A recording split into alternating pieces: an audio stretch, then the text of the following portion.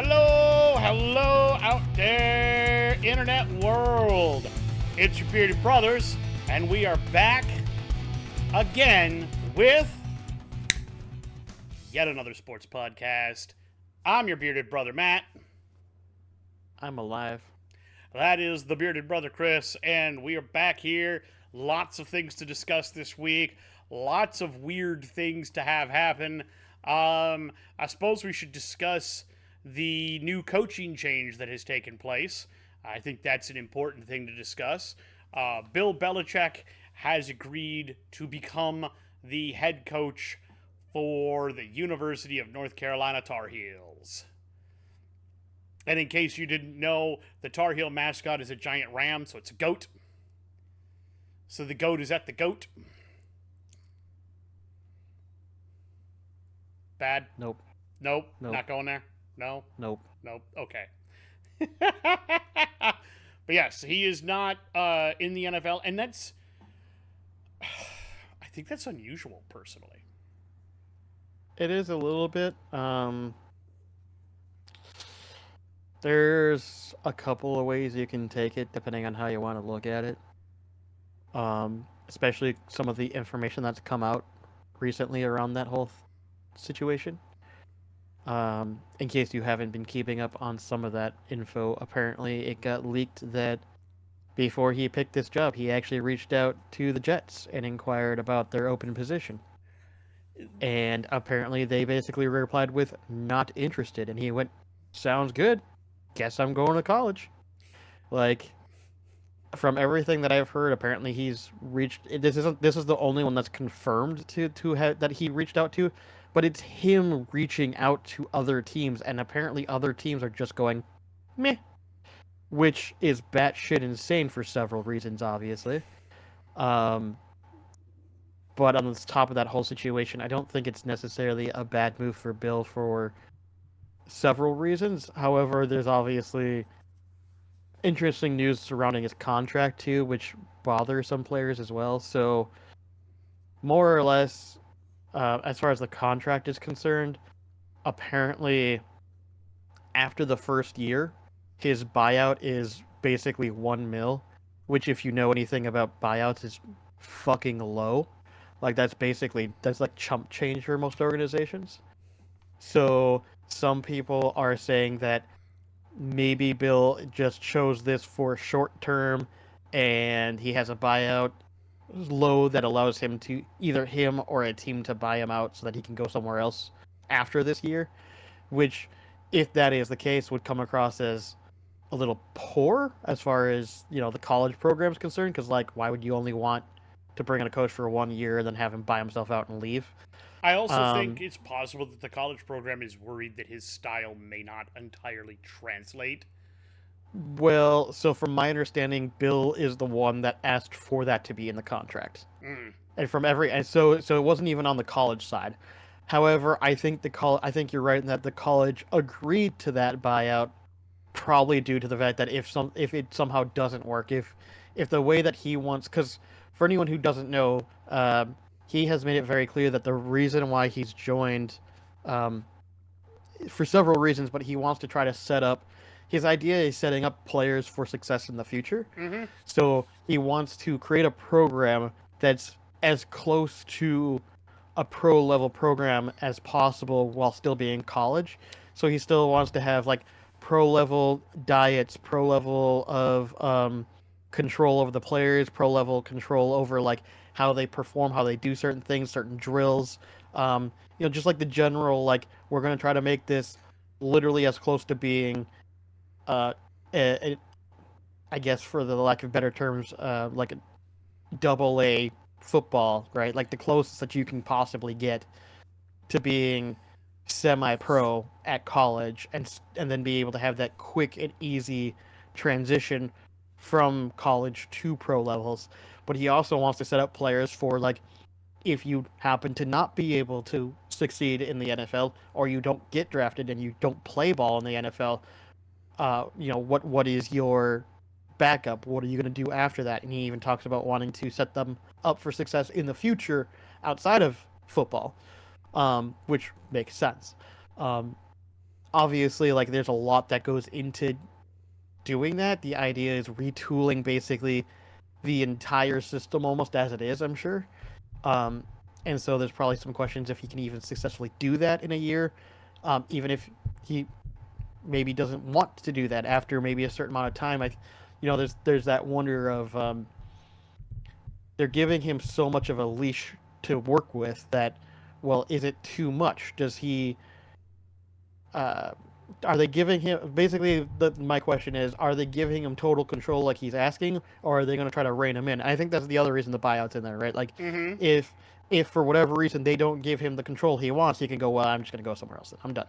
um and I think in general, I think the idea of buyouts do make sense for coaches, because there can be places that you can go where an organization, say the Bears, the Jets, where they'll tell you one thing and then maybe underhand some shit, and then all of a sudden you're stuck with it. It's kind of like the equivalent of how we've talked about Kevin Stefanski with the Bears or the Browns. You know, what if he didn't have control over the whole situation of Deshaun Watson? What if he was told that this is what Mm-hmm. you have to Mm-hmm. do? Get fucked. We paid a lot Um, of money for this guy. yeah, you're just doing it. We don't care. And that, if he had a buyout there, would he have decided to just buy himself out and go, I don't want to deal with this anymore? Could he have Like, done something I else? think Yeah. I think having buyouts are good. I think this makes sense. I think too many people are trying to say that this is a bad thing because he's just a one shop stop. I think he's more looking at it from the perspective of, um, if something doesn't work out, or if he doesn't like it, because this is his first venture of college too. Exactly. If there are things he doesn't like, or if they don't give him the control he wants, he has an out. I think having outs is good, because on top of the buyout, that also is good for the organization, because, well, then we don't have to pay the rest of your contract either because you bought yourself out. Exactly. Um, and so I got a couple of things with that. First off, if anybody's worried that he's one and done, he's already managed to convince it's a top one of the top recruits for their class is a quarterback. He's already Yep. had a conversation with him and convinced that recruit to uphold his letter of intent, that he is going to play at North Carolina, which Mm-hmm. I am 100% think that that's a good thing for both the kid and the school. What I hope we begin to see with that for him is, rather than try to dump the pro level on all these kids at once, you have different steps for each class. So as a freshman, you're going to be expected to do this, and then as a sophomore, we're going to add this, and then as a junior, we're going to add this, and now as a senior, you're going to be expected to act like you're ready for the pros. Yep. So that way they don't have to dump, he doesn't have to dump all that stuff on him at once. You can tier it up, so that way the kids can get used to it step by step, and you still use it as stepping stones, you know. Mm. Um, that would be how I would handle it, but I am not a Hall of Fame, first ballot Hall of Fame coach with more Super Bowl rings than I have fingers on a hand. So Okay. that's fair.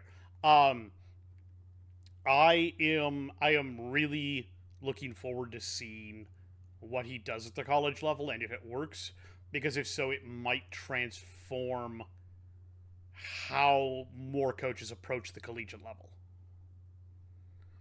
Um, Now, a couple of things to discuss that I think is interesting at the collegiate level. First off, um, the Heisman has been decided. It was not Ashton Genty. It is indeed Hunter, Travis Hunter from Colorado. Look, he was maybe the second best or third best wide receiver in the country. There's a dude in San Jose State that blew the doors off everybody. I think the reason that he didn't get denied is because he didn't play for a Power 5 school, which the Big 12 technically is. So, because Hunter technically played more competition than did the other two, he got the nod. Also, he played both ways. I'm not going to say that his cornerbacking was stellar, but it was decent. So that's, I think, why he wound up getting the nod for Heisman. Not so sure he should have gotten the Blitnikoff, but the Heisman I can understand. It makes some sense. And I'm not terribly pissed about it. I really think Ashton Genty should have been the guy because it looks like he's going to break Barry Sanders' collegiate rushing record for yards in a single season, and I think that's something, but that's neither here nor there. The next thing about college football that I thought was funny, you may not have heard this story, but you may have. The Marshall Thundering Herd are going to have to recruit an entire new football program next season.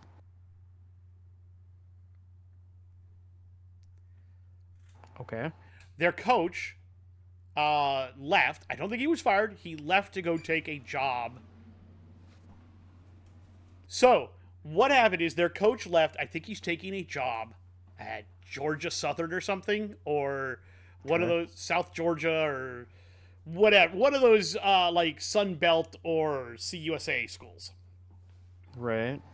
And immediately after he left, the school announced his replacement, and it's almost like the entire football team went, "Fuck that guy," and entered the portal.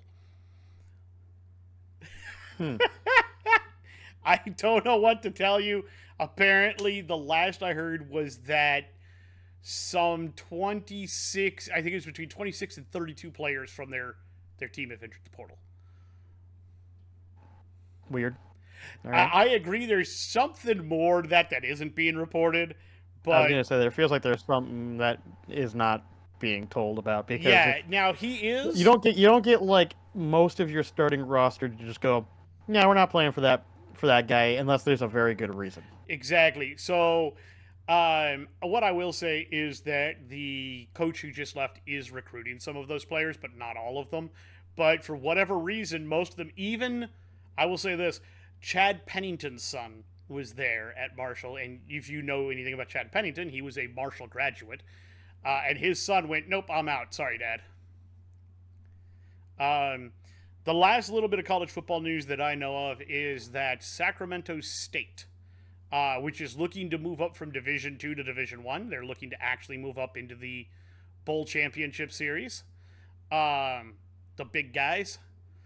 And they're looking for like Mountain West maybe, or Pac-12, because Pac-12 could really use one more football program to be considered a serious contender again. But they are finalizing a deal that would allow former Falcons, Eagles, and Jets quarterback Michael Vick to become their new head coach. So hiring former football stars to be head coaches at your university, since Dion has worked it out so well at Colorado, seems to be working, or in vogue at least. As Go a ahead. fun side note, just a fun side note, because I was curious, so I decided, well, while we're talking about this, I'd just go ahead and look up the Marshall stuff and just kind of see if I've seen any information about anything. The first thing I see is Marshall running back transfers to Minnesota. I couldn't help myself. AJ Turner. I just couldn't help myself. I just thought it was funny, so I'm just like, oh, all right. Oh, apparently they're also dropping out of a bowl game too. They did, yes. Which is going to be leading to penalties. Was what they dropped said. from their bowl game. Their bowl game was going to be against Army, and they dropped. They cannot field a competitive team. So here's what I'll say about the transfer portal stuff. There's a lot of people who are beginning to see the portal and think that it's a very negative thing. I think if I were college football, I would change the timing on the portal, on the transfer portal. Because right now the portal opens. Oh, apparently their head coach left due to a contract dispute. I did not know that.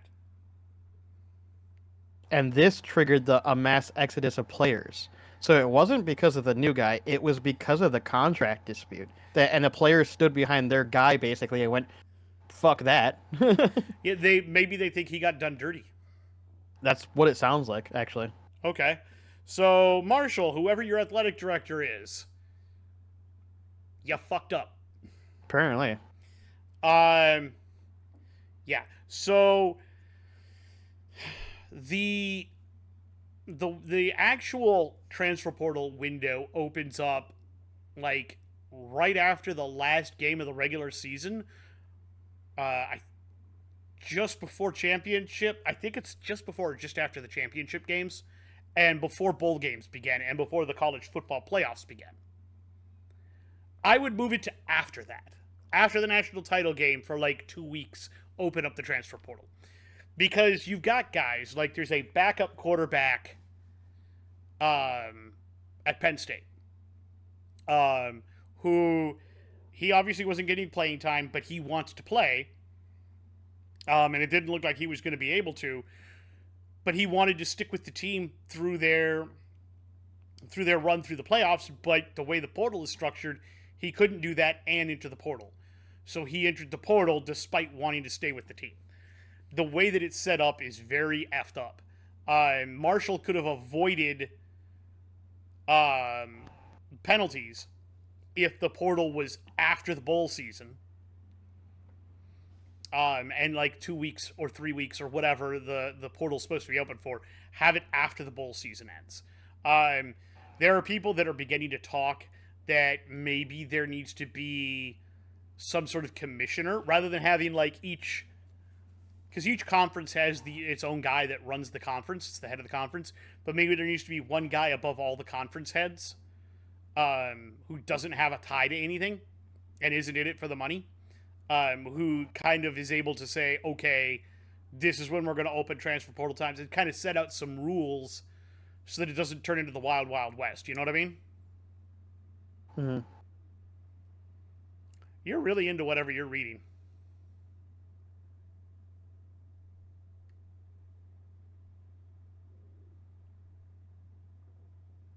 Share with the class.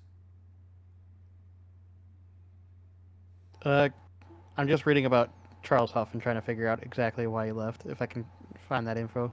Ah. Because all I got so far is he left for Southern Miss last Sunday, and Tony Gibson, the defensive coordinator at North Carolina State, was announced as his replacement less than an hour later. It sounds like they were already negotiating to replace him. That's exactly what that sounds like. And I'm wondering if that's why he left, because he That's apparently already knew that he was already being walked. I'm going to guess, if just hear me out. So I'm going to guess that the guy who left knew that he was being underbid on purpose. They were lowballing him. So he left. He told his team what was going on and kept good lines of communication with them. They brought in a new guy because they really didn't want to keep the guy they had. Even though he was decent at his job, they wanted to get rid of him. So they wanted to bring in this new hotshot guy. And they were already negotiating with him while knowing they were going to lowball and walk the other guy out the door. So it's possible. Yeah, that's what it kind of sounds like. And it sounds like they hadn't planned on that coach keeping that much open communication with the team. And they had counted on the team wanting to stay at Marshall. But it turns out that because he was keeping very open communication about everything going on with his contract, the way they went about it was very deceitful, and it poisoned the well, and the whole team just went, nope, we're out. That's what it seems like. By Thursday, so this was Thursday of last week, 25 Marshall players had entered the transfer portal, and I think it's only increased since then. It has increased since then. Last I saw was like 32. It was bad, yeah. They're going to keep a few guys around, but yeah. So yeah, the transfer portal definitely needs, I think the time framing for it needs to move. I'm not saying it's a bad thing. I rather like it. But it's also a thing. All right. Do you have any thoughts on that?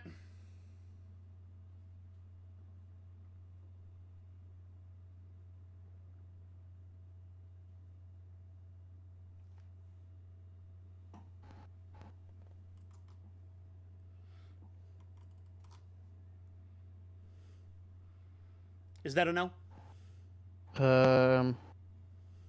According to Charles Huff, the coach, he says decision to leave Marshall was mutual. Yeah, I honestly don't think we're going to get anything out of that. If you want my opinion on it, Chris, we're not going to hear. I don't think Huff wants to say exactly what happened, and the school definitely isn't going to tell you exactly what happened. So there are precisely two people that know precisely what happened, and it's going to be the athletic director he was negotiating with and So Huff. here's what happened. He was these are the kind words that he said, but if you read between the lines, it's pretty clear that I think we're on the right track. Huff was the Marshall coach for 4 seasons, winning at least 6 games in all of them, including 9 in 2022 and 10 in 2024. Mm-hmm. However, the first-time head coach never signed a contract extension with Marshall, and it was set to expire on January 31st. He says there was a process put in place by the administration, and they went through the process thoroughly. At the end of it, they felt going in another direction was the right decision. That decision was probably made before we won the championship, if that makes sense. It was a mutual decision. It wasn't a knockdown or a dragout. But if you read between the lines there, that says I feel like I did what was laid out in the contract, and I deserved an extension, and I feel betrayed by the school. I deserved not only an extension but more money on said extension, and this is what happened. Mm-hmm. Yeah. Yeah. So unless you have any thoughts on the transfer portal, I'm going to move ahead. I don't really have any other thoughts on the transfer portal. However, I will say that I think doing it after the championship games makes a lot more fucking sense than before. Yeah. So like after the bowl season, like I've been saying. Yeah. Like that's I know that's what you were saying, and I was listening to that. I was just so invested in knowing what the fuck happened. Because you don't. But I was listening to you talk about that. You don't get a whole team to just up and leave all the time. That's exactly. That's pretty. And so random. I think that is the obvious part, is that the transfer portal should start after bowl season, because then we also, one, you get all the games in that are supposed to happen with the teams that they're supposed to play on, so you don't get any transfer stuff happening before then. And then on top of that, you hopefully prevent situations like, all of a sudden not having a bowl game with the team that's supposed to have a bowl game. I also like the idea of like a BCS chancellor. Like, their whole thing is to be over all of the different divisions, and they're the ones who set out like rules for when the transfer portal is, et cetera, et cetera. They are the ones that host the meeting. They generally don't vote, but if they vote, they have the deciding card. They determine how the meetings go. They determine the order, that kind of thing. You know what I mean? I think they need something like that. But we'll have to see how all of that shakes out. I think we should probably talk for a minute about, since we've already talked about people walking, teams walking away and people quitting on different groups. I think that leads us nicely into Devondre Campbell. Yeah, that's fair. So we should probably talk about that. Let's hit the story from the beginning. Devondre Campbell signed with the 49ers this last offseason. He signed a 1-year deal with them. And he was going to fill in mostly for Dre Greenlaw, who, as many people might remember, blew his ACL at the beginning of the second half, running onto the field to face off against the Chiefs. Last week, he was determined healthy enough to start again, despite the fact that Devondre Campbell, up until this point, had been having a pretty solid season. Wasn't spectacular, but it was solid, and he was doing a good job. So he was definitely not going to start. Dre Greenlaw was the starter. Greenlaw got tired or had some sort of setback, felt some pain in the knee sometime in the third quarter. The coach said to Devondre Campbell, hey, you're going to go in for Greenlaw. And Campbell said, no, I'm not playing, and then left the field. So the fallout from this has been that he is suspended for the final 3 games, and his locker, he was only on a 1-year deal. They're not making the playoffs. I don't think they're going to make the playoffs, but that's a whole other thing. But his locker's already been cleaned out. His days in Frisco are done. And sadly, I think Oh yeah, I mean he got the full suspension, and they didn't even cut him. They gave him the suspension because they basically went, "Fuck you, you're not playing for the rest of this season," basically. Exactly, which I think is fucking hilarious.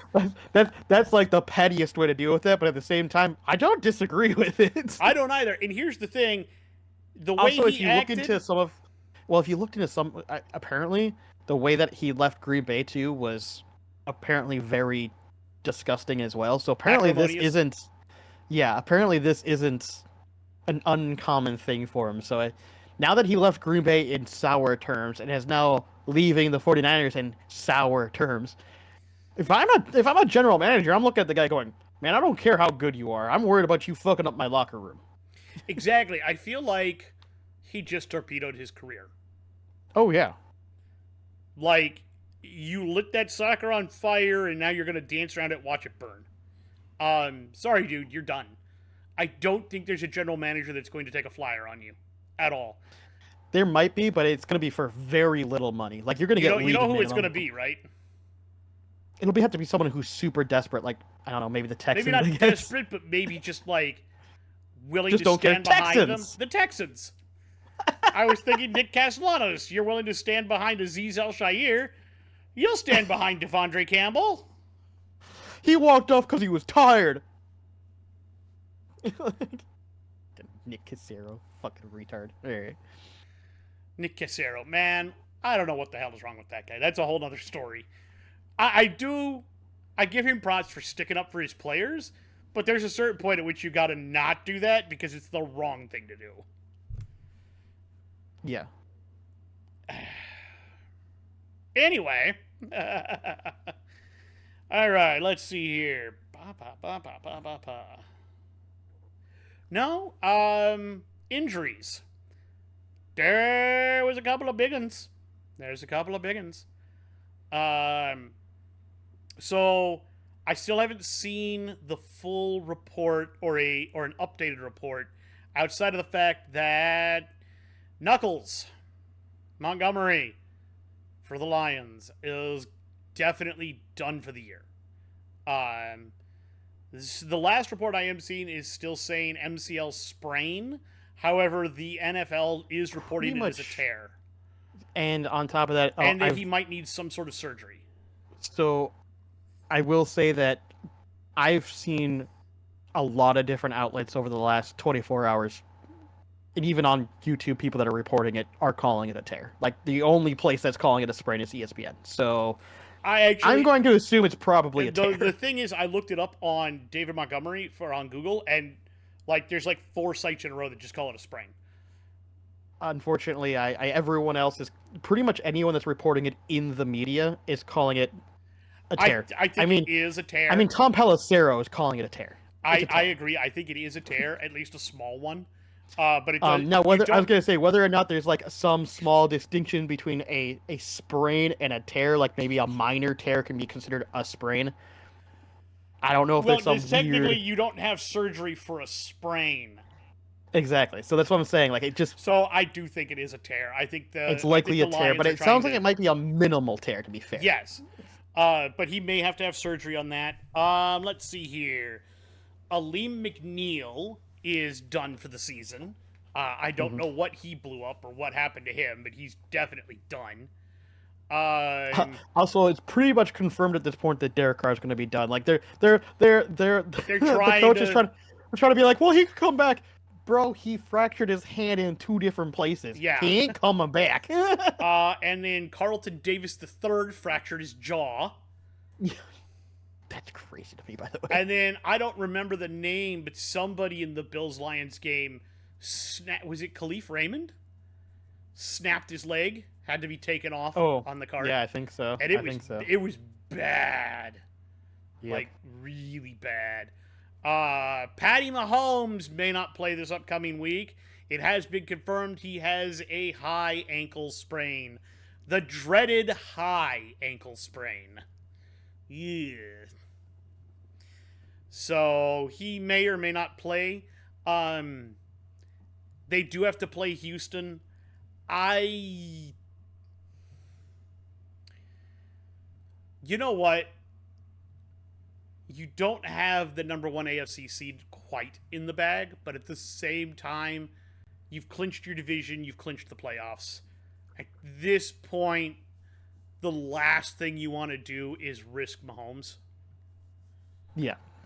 So I would I definitely leave I'm him out. in I'm in the boat that you at least sit him for a week to just get the The stuff angle back in, right, but yeah. you don't want him to sit for too long because there is a such thing as momentum in football, and you kind of want to Yes. make sure that you You have that. definitely you definitely want to So make sure that you so keep I'd sit that. him for at least this 1 week, Yeah, and and then I then think I'd want him to play at least the final game of the season going into at the least the playoffs. final game. It Yeah. would be better if you could do the final two, but at least the Yeah, final at for least sure. the final one you definitely want to get him into. Um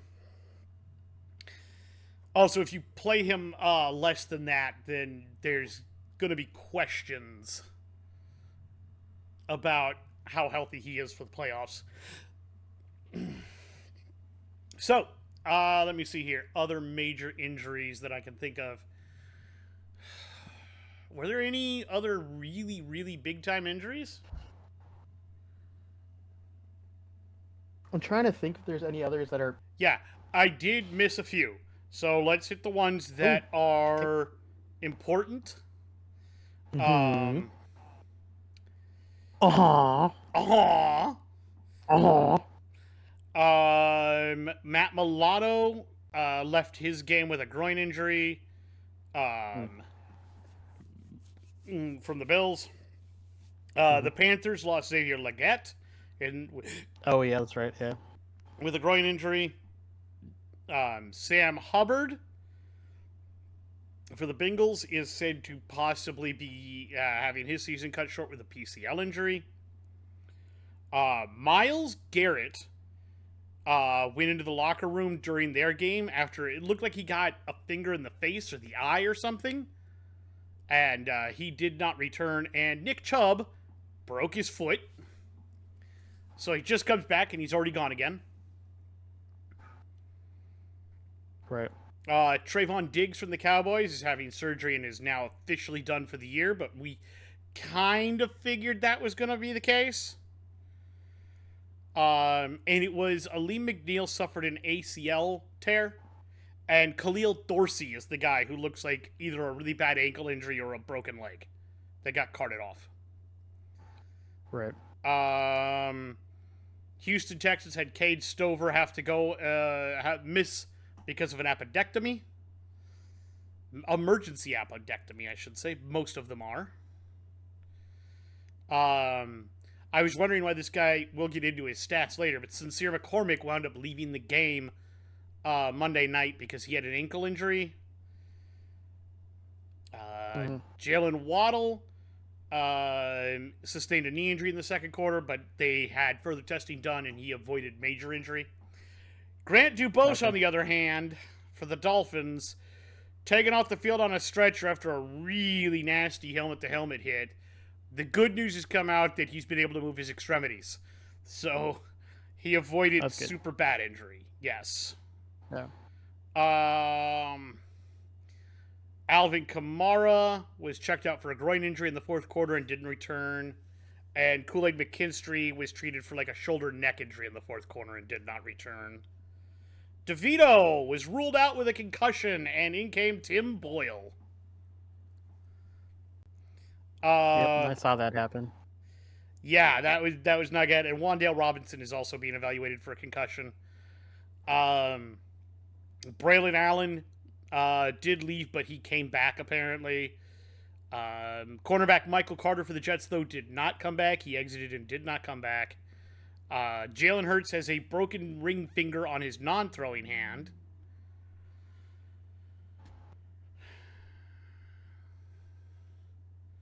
Geno Smith exited the Seahawks game with a knee injury. Still no word on how bad that is.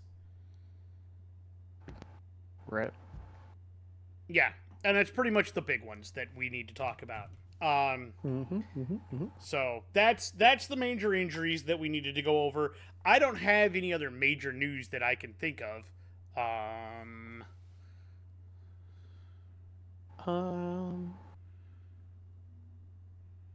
Trying to think if there's any off the top of my head that I can think of. but I don't think so. Outside of just like silly little things, but nothing that it's actually like major news. Yeah. Yeah, I can't think of any major news.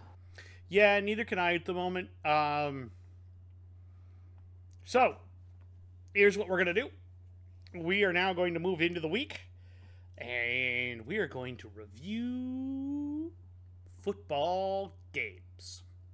Football. Football! Would you like some football? I would like some football. I am going to make you talk about the very boring Thursday game. Oh, how dare you? Okay. This game, I hate to say it, this was one of the more boring games we've had this season, I think.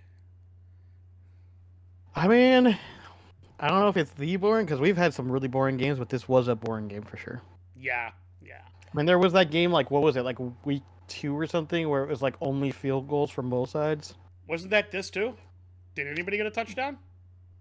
Good question. It might have been only field goals as well. I think it was pretty much the same thing, but I think it was lower scoring because I think it was like 6-9 or something. Yeah, 9-6. I think there were a couple of those this season too. Yeah, yeah. And they were earlier in the season to be fair. I think the but Steelers were involved in that one if I remember right. they were. I think it was Steelers Giants or something like think that it if was I something remember. like that. It was bad. Yeah.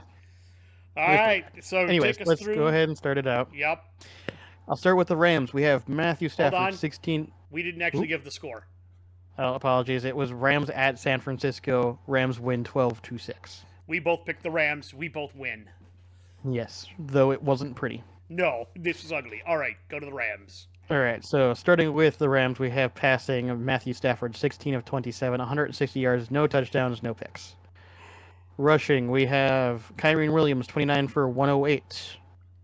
Matthew Stafford, 4 for 18, and Puka Nacua had 2 for 11. Receiving, we have interesting. We have Colby Parkinson, 2 for 21. Hunter Long, 2 for 17. Puka Nacua, 7 for 97. And that was pretty much all of it. Blake Corum had 2 for 15 as well. So, but that was pretty much it. Darius Williams comes away with an interception. Let's look at defensive. We have Christian Roseboom had a sack. Kobe Turner had 2 sacks for a total of 3 sacks on the night, so that's pretty good. Joshua Carty was 4 for 4 on field goals for a long of 48. No extra points since there was no touchdowns. Kickoff returns, we had Jordan Whittington had 2 for a long of 30, and Xavier Smith was punt returning 1 for 10.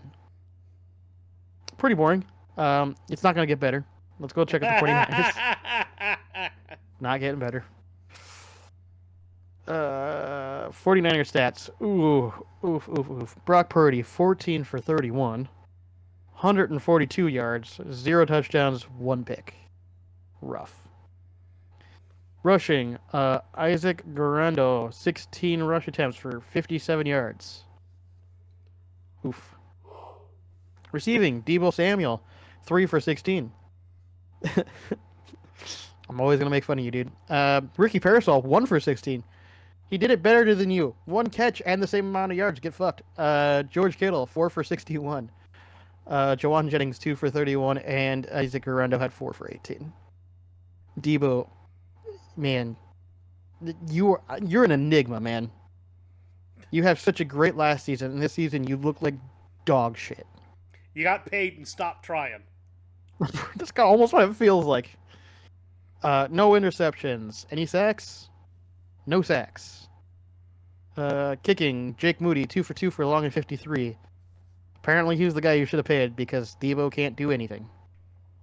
Apparently he did a kickoff return. He had 2 for a long of 41, so maybe he should just be their kickoff guy now. You spend that much money on somebody, he's not just your kickoff guy. I know, but that's the sad part, is that he's only good for that right now. Punt returns, Jacob Cowing, 5 punt returns for a long of 17. Yeah, this was a really boring game. I barely watched it. I feel like if I would have watched the whole thing, I would have fallen asleep. Yeah, it was dull. Yeah. It was very, very dull. The only things that were interesting to watch was Matthew Stafford once in a while throwing the ball to Puka Nacua, and that was about it. Pretty much. So there you go. Enjoy. That game made me cry a little.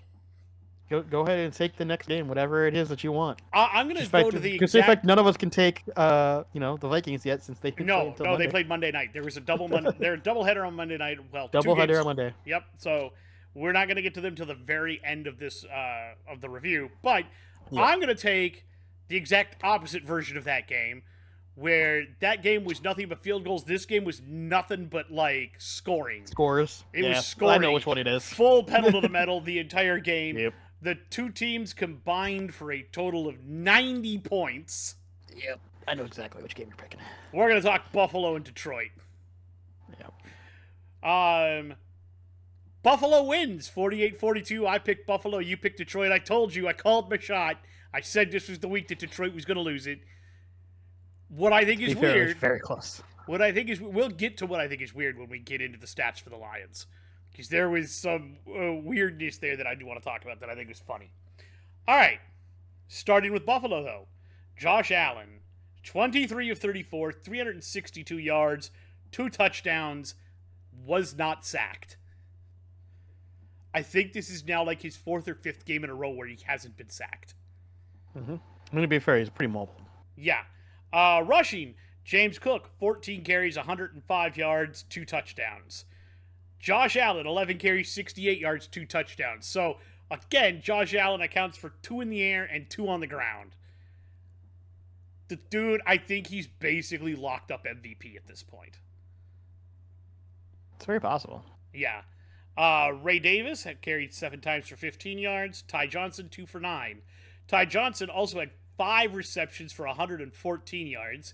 Keon Coleman had 1 for 64. Dalton Kincaid had 4 for 53. Dawson Knox, 2 for 42. Khalil Shakir, 6 for 39 and a tutty. James Cook had 1 for 28. Ray Davis, 2 for 14 and a tutty. Mac Hollins, 1 for 7. And Curtis Samuel, 1 for 1. Matt Milano also recovered a fumble. Defensively, Terrell Bernard led the way with 10 total tackles, 4 of them solo. Christian Benford had a sack. Ed Oliver had a sack. Greg Rousseau had a sack for a total of 3. They did not have any interceptions. Mac Hollins had 1 kick return for 38 yards. Brandon Codrington had 3 punt returns for a total of 20 yards with a long of 17. Tyler Bass was 2 of 3 for his field goals with a long of 50 and 6 of 6 on his extra points. Let's talk about the Lions. Jared Goff, 38 of 59. Lot of throws for Goff. That's way more than we're used to seeing from him. But he threw for 494 yards and 5 touchdowns. Okay. You have a game this season where you throw for 5 interceptions and you win. You now have a game where you throw for 5 touchdowns and you lose. Make it make sense. That, I think, is the best stat of the season so far. You win the game where you played like crap. You lost the game where you played amazing. Jahmyr Gibbs carried 8 times for 31 yards and a touchdown. Goff, 2 for 13. Montgomery, 5 for 4. You could definitely tell that there was some injuries there. Also, the fact that the Bills jumped out so early negated the running game for the Lions for most of the game. Amon-Ra St. Brown, 14 receptions, 193 yards, and a touchdown. Sam Laporta, 7 catches, 111 yards. Gibbs, 5 catches, 83 yards, and a touchdown. Jamison Williams, 3 for 37 and a touchdown. Montgomery, 4 for 31. Tim Patrick, 4 for 30 and a touchdown. Dan Skipper, whom I will remind everybody is an offensive lineman, 1 for 9 and a touchdown. Other touchdown.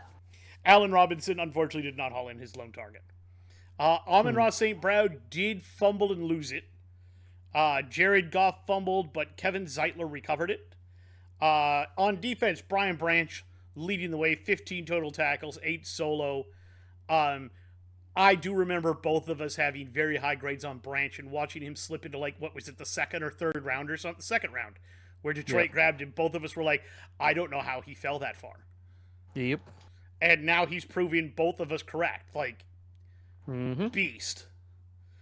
They did not have any sacks. They did not have any interceptions. They had no kick returns and they had no punt returns. Jake the Brickman Bates finally misses a field goal, but was 6 of 6 on his extra points. Yeah, they scored with like 12 seconds or 16 seconds or something left in the game. They went for the onside. They did not get it. If they had gotten that, they might have been able to bomb it. And the way they'd been playing, it's entirely possible that they win that game by like a point. That did not happen.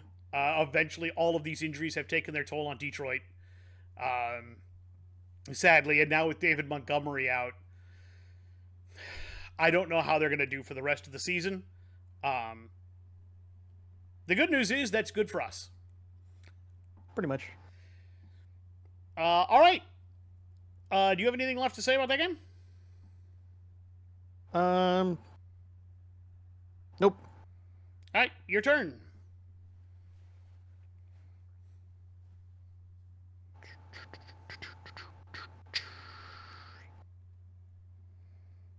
Um.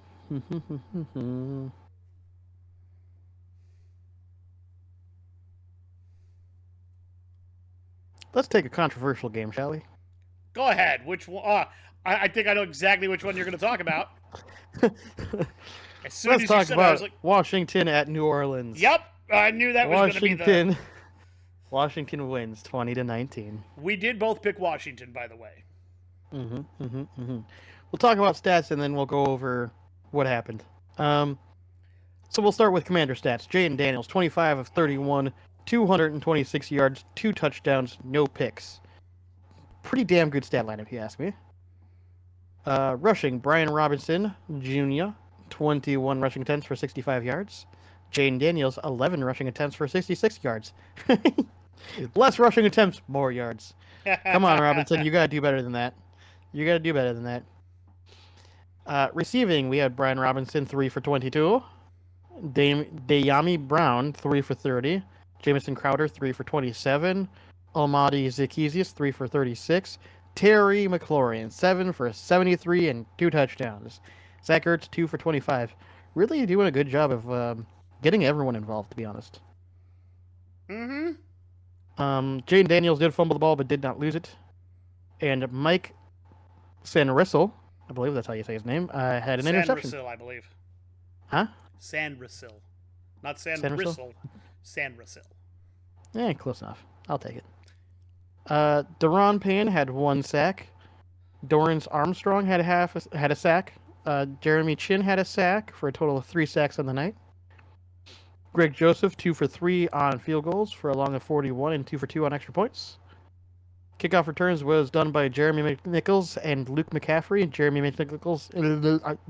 McNichols, god damn, I don't know why that's hard to say, had 1 return for 29 yards, and Luke McCaffrey had 3 for a long of 34. And Jamison Crowder was their punt returner. He had 2 for a long of 10. I will say that it's interesting to see Luke McCaffrey being more and more used with kickoff returns. I know that that's actually very common for lower draft picks to try to... They'll be put on special teams to try to work their way back. Or not work their way back, but work their way onto the starting roster. Mm-hmm. I think it's interesting that that's the way they've been using him, and I've been seeing him more and more used in returns, which makes me think that he's getting more reps there, which makes me assume that he's getting better, which is, I mean, I'm not saying that we'll 100% see him on the field as a wide receiver at some point, but it seems like that might be a thing. We'll see, though. We'll see. He's at least proving himself to be useful on a team, which is good. That's that better gives you than more where chances. he was, yes. Yeah. He went from basically not being on the team doing much at all to now being at least one of their kickoff guys. Their main kickoff guy, in fact, it seems like. So, improvement nonetheless. Let's go ahead and look at the Saints. Oh, wow. We had 3 different passing people. All right. Interesting. We'll start from the top. Spencer Rattler, 10 for 21, 135 yards, 1 touchdown. Looked pretty decent at the end when he was trying to make that comeback down the field. That looked pretty good. Most of the game was pretty kind of crap, but that ending, he that last drive he did was actually pretty decent. Um, Jake Hayner had 10 passing attempts for only 4 completions for 49 yards and 1 interception. And Cedric Wilson Jr. had 1 passing attempt for 21 yards and a touchdown. Rushing, we have Alvin Kamara 5 for 12. Did something happen to him? Because they didn't really rush him. Condre Miller 9 for 46. I wonder if he hurt himself or something. I don't know. Alvin Kamara did receive the ball. 4 receptions for 58 yards and a touchdown. Dante Pettis 2 for 24. Foster Moreau 4 for 39 and a touchdown. Marquis Valdez Scantling 2 for 64. No fumbles on the night. No interceptions for them. Cameron Jordan had 2 sacks. Carl Granderson had a sack. Chase Young had 2 sacks. Demario Davis had a sack. Jesus. Ugo Amadi had a sack. Willie Gay Jr. had a sack. There was 8 sacks on the night. Get out, New Orleans. And you still lost? My God. You sacked Jane Daniels 8 times and you still lose? I don't get it either, man. That's pretty bad, actually. Yeah, that's pretty bad. Kicking, Blake Groupie, 2 for 2 on field goals and 1 for 1 on extra points. For a long of 51, by the way. Kickoff returns, Jamal Williams had 2 for a long of 30, and Kendre Miller had 3 kickoff returns for a long of 35. Dante Pettis was their punt return guy. He had 3 for a long of 5. And then, of course, we had to talk about the very end of the game. Like I said, Spencer Rattler had managed to put together a decent drive for the end, marched his way down the field, and they had no timeouts left. They do a quick pass across the middle of the field near the goal line. It does not get a touchdown. Their clock is running. I believe it was at I think originally the play started at 13 seconds. The quick pass got off. He got tackled by 9 seconds. And the sideline judge called for the clock to stop for some reason. And very quickly, the rest of the judges had to fix that mistake and continue to play. And the clock restarted back up and continued, giving New Orleans enough time to more or less clock the ball, dirt the ball, and allow for one last play, which did end up them getting a touchdown. But they then followed it up to try to do the 2-point conversion for the win and did not make it. As for why the clock stopped, the answer basically came down to the head judge was questioned about it because they do their own private interviews. The head judge basically went, the sideline judge called it. I don't know why he called it. There was no reason to call it. It got called, and then we had to fix it very quickly, and there's nothing we can do about that. Quite literally, it's not reviewable. There's nothing more to add to that. Guy screwed up. So, to that one particular ref, yeah, I have a feeling you're probably not going to ref another game this year. So probably not. I definitely don't think you're going to the playoffs.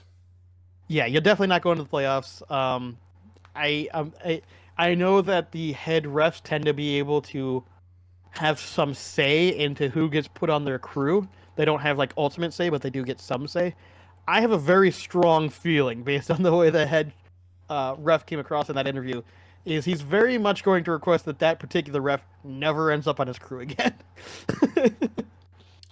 That's possible. Yeah. So I feel bad for the head. I feel bad for the head ref having to deal with that, to be honest. Hey. Get lost. Yeah. I don't want to say that he should absolutely never ref a football game again. No, because but I definitely think he needs a that wouldn't be fair for one mistake, but he does need to. Yeah, he needs to maybe sit back down and go, I'm sorry, guys. I need to reread. I have to go back through the rule book again. My bad. I have to go back to school. I am sorry. Yeah, pretty much. So we're not going to laugh at you too much, unless this is something that you've done repetitively and screwed up things repetitively, because there's really no site to check on you. No, there's no way to check that. Guys. So now, being fair, I haven't seen that kind of thing happen that often. So the argument that anyone could make, I think Pat McAfee was trying to give the benefit of the doubt. Was I don't know if it was him or somebody, or if it was his guest that was on. Basically, like, well, he was close to the goal line. He very clearly didn't make it from our angle, but maybe for some reason he thought maybe he got close enough to the goal line where he was trying to stop the clock so that he could give time for the eyes in the sky to be able to announce what they wanted to do. While I can understand that argument, it's a very weak argument because Jesus Christ, the head ref has come out and basically been like, no, I mean, pretty much everyone on the field knew that it wasn't that close. There was, yeah. Yeah. So while it is an argument you could make, and if he's a new enough ref, maybe that you could make that argument, but it's one of those things that, like, okay, you're gonna really learn that you should be much more careful with that kind of stuff. We're in the NFL now. You can't be making that kind of mistake. All right, that's all I got to say about it. All right. I'm gonna take.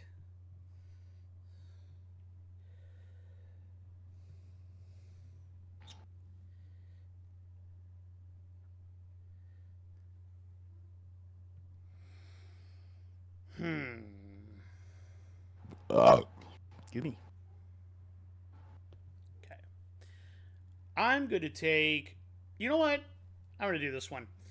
I'm gonna talk about a record-setting game, or at least team record-setting game. Okilly dokilly. I'm gonna talk Baltimore at New York Giants. That is. Lamar Jackson set a team record with his stat line. We'll talk about what that is here in a minute. Baltimore did win 35-14. There was never going to be a doubt in that. Both of us picked Baltimore. Why do you look so surprised? Nah, something else happened. You're good. Okay. Lamar, 21 of 25, 290 yards, 5 touchdowns. That is the team record. He's thrown for 5 touchdowns. Hard to imagine that nobody else in their history has thrown for 5 touchdowns, but if you're only considering the Baltimore part of their history and not their Cleveland... Were they the Cleveland Browns? I forget even who they were before they were the Baltimore Ravens. I think they were Cleveland. Baltimore Colts. No, the Baltimore Colts became the Indianapolis Colts. No, I know. The Ravens didn't exist before that. There were no Ravens then. The Ravens. That's what I'm saying. The Ravens did not exist before that, is what I said. Yeah. The Ravens only existed after the Colts left. Long time after the Colts left. That's what I'm saying. Is that the Ravens are their own franchise. They never. I think so. They hold no records from any other time period. Yes, that's what I'm saying. I that was on the NFL thing. They don't hold the Baltimore Colts records. They don't hold anybody else's records. I do not believe the Browns came from Baltimore either, but they might have. The Browns didn't. I think the Ravens came from the Browns. No. Because I think the Browns left and became the Ravens. I don't believe that's true. Because the Browns hold all of their records still. Yes, but they didn't keep the records when they became the Ravens. I still think it's the same group.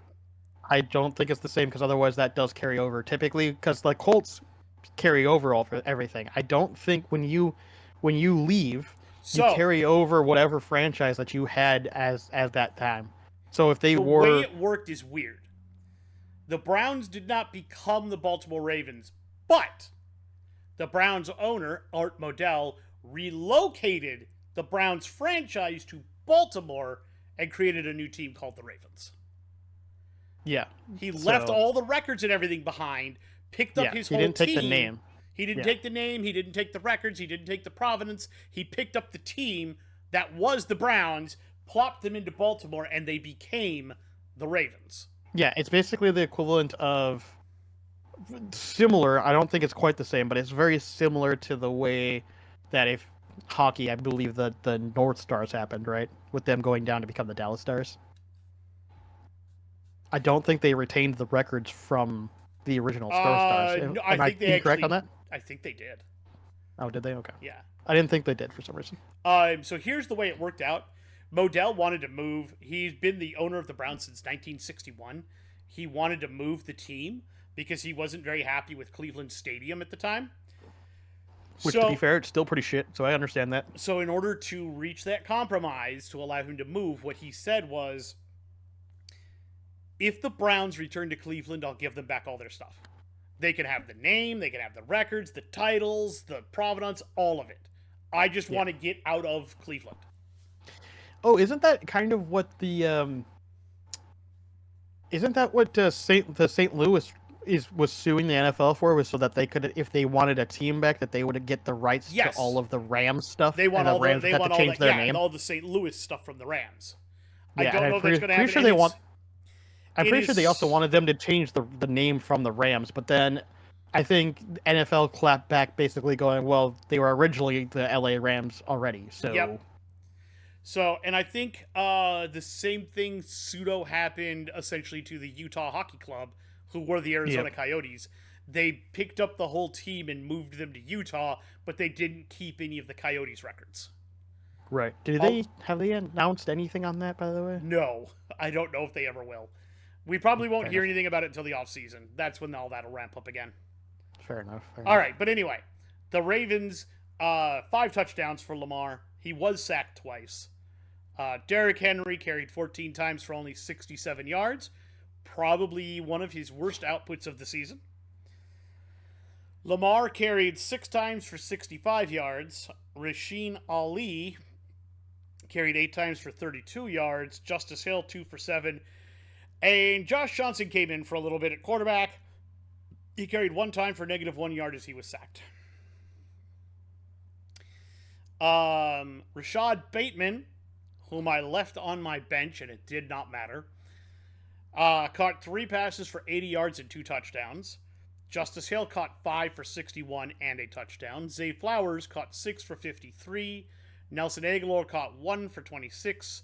Mark Andrews, 2 for 24 and a touchdown. Devontae Walker, 1 for 21 and a touchdown. Isaiah Likely, 2 for 17, and Tylan Wallace, 1 for 8. Lamar Jackson did fumble and lose the ball. Defensively, Malik Harrison had 8 total tackles, 2 solo, and 1 sack. Kyle Van Noy had a sack. David Ojabo had a sack for the total of 3 that they had. And Ardarius Washington had an interception. Justice Hill had a kick return for 59 yards. Rasheen Ali had 1 for 22. And Desmond King II had a punt return for 22 yards. Justin Tucker was not asked to take any field goals, and he was 5 of 5 on his extra points. Giants. Tim Boyle, 12 of 24 for 123 yards, a touchdown, and a pick, sacked once. DeVito, 10 of 13 for 68 yards, no touchdowns, no picks, sacked twice for 8 yards. Tyrone Tracy Jr., 10 carries, 31 yards. Devin Singletary, 8 carries, 25 yards, and a touchdown. Tommy DeVito, 1 carry, no yards. Tim Boyle, 1 carry, -1 yards. Malik Neighbors, 10 receptions, 82 yards, and a touchdown. Wan'Dale Robinson, 4 for 38. Daniel Bellinger, 3 for 35. Darius Slayton, 1 for 16. Devin Singletary, 3 for 16. Tyrone Tracy Jr., 1 for 4. Adoree Jackson was the guy who recovered the fumble. Defensively, Dane Belton leading the way with 15 total tackles, 7 solo, and a sack. Micah McFadden had a sack. Brian Burns had a sack. They did not have any interceptions. Amir Smith-Marset had 2 kick returns for a total of 54 yards with a long of 30. D. Williams had a kick return for 23 yards. They did not have any punt returns attempted, and Graham Gano did not attempt field goals, but was 2 of 2 on his extra points. So yeah, Baltimore put the final nail in whatever the Giants' season's coffin is. What I think is hilarious is that I picked the Giants to be 32 out of 32, and it looks like they're headed that direction. You vehemently disagreed with me on that. I believe your pick was the Panthers, who, while they're in the bottom, they could still be at the bottom. We'll see. Probably not, but they look a lot better than the Giants. To be fair, I also didn't expect Danny Dimes to look like dog shit, and then for them to, Cut there was him. a lot of Actually, cut him. there was a lot of factors that happened in that. To be Yeah, fair, let's. I fully went in on the Danny Dimes is not your answer. well, I suspected that he was going to still not be their full answer, but I figured from previous season that like they'll still win like 4 or 5 games, right? Apparently, probably not. All right, well, now it is your turn, good sir. I don't wanna. Okay. Let's see here. What games do we have left that are interesting to talk about? There's a couple. Yeah, I mean that depends on what you define as interesting to talk about, don't it? That's true. That's true. let's let's talk about a game I didn't expect to be any good that somehow turned out to be decent. Let's talk about the Jets at Jacksonville. That game turned out to be way better than I thought it would. Yeah. The Jets win 32-25. You picked the Jags. I picked the Jets. It was pretty close to be fair. Yeah, you're not wrong. Let's talk about the Jets first. Aaron Rodgers, 16 of 30, 289 yards, 3 touchdowns, no picks.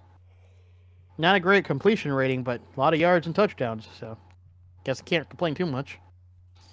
Also, this is kind of funny to point out, but I don't think anyone would have expected this. So, Breece Hall, 9 rushing attempts for 30 yards and a touchdown. Aaron Rodgers, 6 rushing attempts for 45 yards. Listen, what? Yeah. I know. Right? Yeah.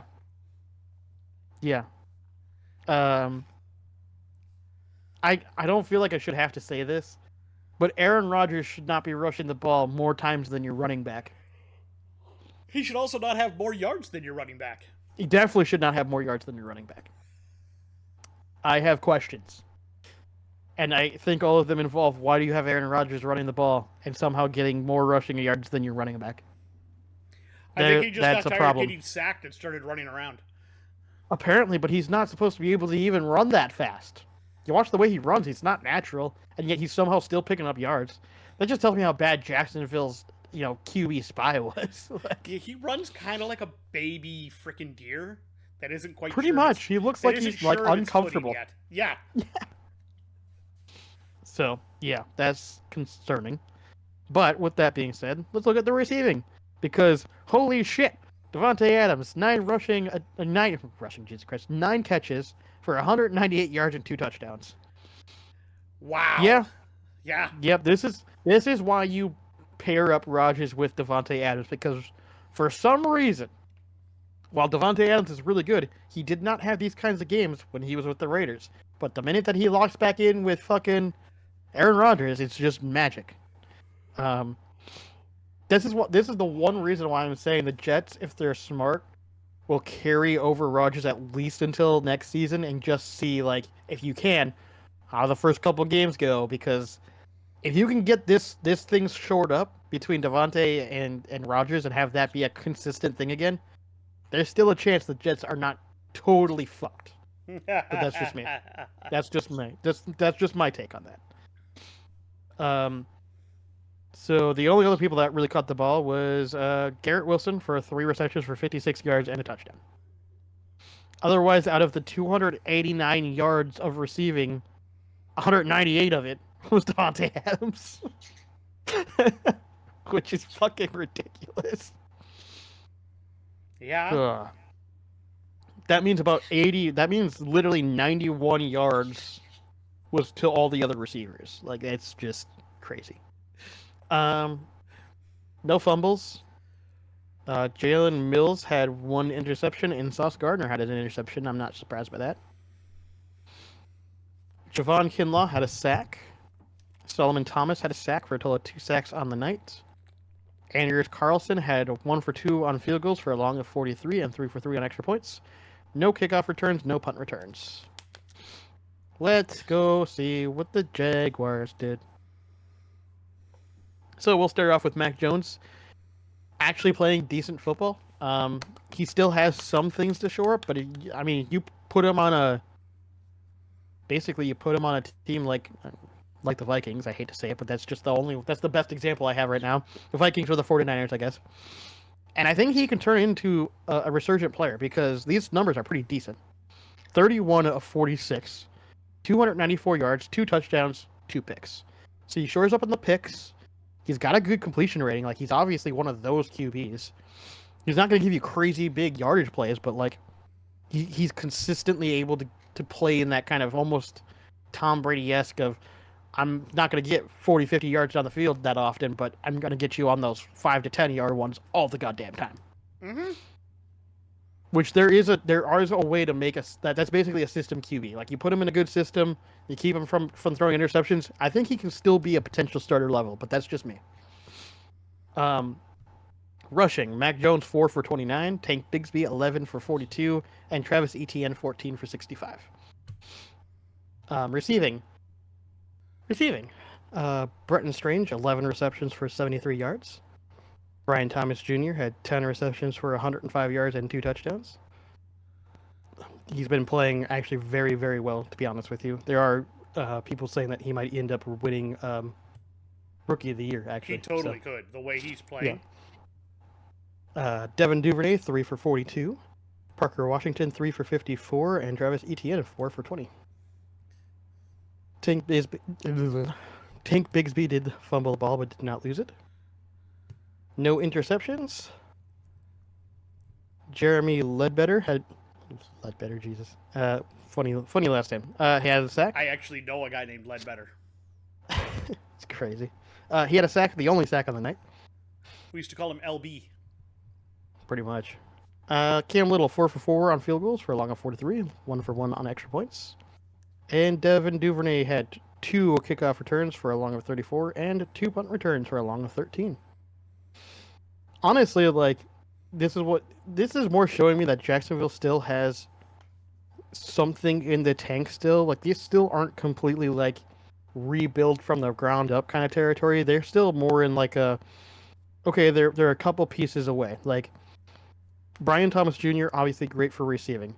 Running backs, Tank Bigsby and Travis Etienne are okay, but neither one have shown me to be absolute studs all of the time. Like, Bigsby has moments and games, but he's not consistent enough, which concerns me. Same thing with Etienne, to be honest. Could you imagine them getting someone like Ashton Genty? Yeah, exactly. And as far as receiving, I mean, Brian Thomas Jr., great for him, but then who else are you throwing to? Like Parker Washington, Bretton Strange, like... That's the other thing. Like you either need to get because you got a crap record, so you either need to get a high quality wide receiver or a high quality running back, one or the other. Your defense is decent. Maybe shore that up a little bit, and then definitely need to work on O-line. You got to protect You got to protect him, man. Trevor's taking shots. You need to protect him a lot better. Mm-hmm. Even Mac Jones back here has been getting hit. You know, we expected them to go like center or offensive line, and they went with wide receiver, which okay, you kind of still needed. And as far as you still need to play. As far as BTJ getting offensive rookie of the year for the AFC, he's got super stiff competition from Bo Nix and from Neighbors was in there for a while, but I don't think he's still in there. Because they split him into AFC that's and Giants. NFC. That's right. I'm talking about the guy from Vegas. Brock Bowers, yeah.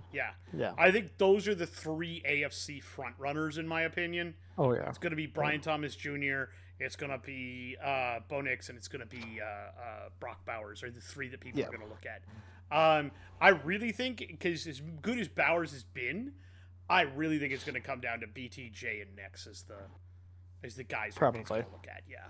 Because I get the whole, like, he broke the record and everything, but like, yeah, when you're throwing him the ball, how many times he's getting it, like, you know. I mean, I get that, but at the same time, yeah. So we'll see how it all shakes out. But there are 3 legit guys right there for the AFC side of things that I think are looking at the Rookie of the Year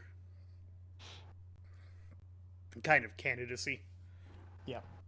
So, all right. You're good. Yep. You know what? I'm gonna do the 100% exact opposite version of the game you just did. 100%. Okay. You're gonna take a game. You took a game that you didn't expect to be good. That was pretty good. I'm gonna take a game that I expected to be really close and good, and it turned into a shellacking. What game am I talking about? Tampa Bay at LA Chargers. Yeah. We expected this game to be close. Final score Tampa Bay 40, LA Chargers 17. I picked the Buccaneers. You picked the Chargers. This may have been your mistake of the season. You know, I would disagree because most of them, whenever a mistake happens when you pick a team that you know is probably not great, but you're still taking that chance on them. You mean like This I did wasn't with New England like and Arizona this week? well, Arizona maybe not, New England, yeah, but it's more like the Panthers when you first picked the Panthers the first couple of weeks, and I just kept laughing at it. She'd be like, "Why the fuck are you doing this to yourself?" Those were massive mistakes. Like obviously they weren't going to win those games, but in comparison here, I thought the Chargers had a real chance because they showed that they could go toe to toe with the Chiefs, and quite frankly, early on I was like, that's pretty good, and then everything fell fucking apart. Let's talk about Everything fell that. apart. Baker Mayfield, 22 of 27. If you let Baker Mayfield do 22 of 27, you're pretty toast. For real. 288 yards, 4 touchdowns. He did throw an interception, but that you take the good with the Baker on that. Pretty much. He was sacked once. Rushing, Bucky Irving, 15 carries, 117 yards. If you let Bucky Irving carry for over 100 yards, I think there's a problem. I'd agree with that. Rashad White, 15 for 64. Baker Mayfield, 2 for 25. Sean Tucker, 7 for 17. Receiving, Mike Evans, 9 for 159 and 2 touchdowns. Mike Evans just keeps being Mike Evans. It doesn't matter how old he gets, he just keeps doing his thing. If you're a Buccaneers fan, you gotta love Mike Evans. Jalen McMillan, 5 catches, 75 yards, and a touchdown. Kate Otten, 2 for 24. Rashad White, 2 for 17 and a touchdown. Sterling Shepard, 1 for 16. Ryan Miller, 1 for 1. Bucky Irving, 2 for -4. Rashad White did fumble and lose it, and Kayvon Merriweather recovered a fumble. Levante David leads the way defensively with 12 total tackles, 8 of them solo, 1.5 sacks. The other 1.5 sacks belonged to Logan Hall. And Jamel Dean had an interception. Sean Tucker returned 1 kick for 37 yards. Trey Palmer returned a punt for 10. Chase McLaughlin was 4 of 4 on his field goals with a long of 43, and 4 of 4 on his extra points. Now. The Chargers. Justin Herbert, 21 of 33, 195 yards, 2 touchdowns, 1 pick, 3 sacks for 25 yards. Taylor Heineke, 1 for 1 for 4 yards. Rushing, Gus Edwards, 8 for 23, Kamani Vidal, 3 for 9.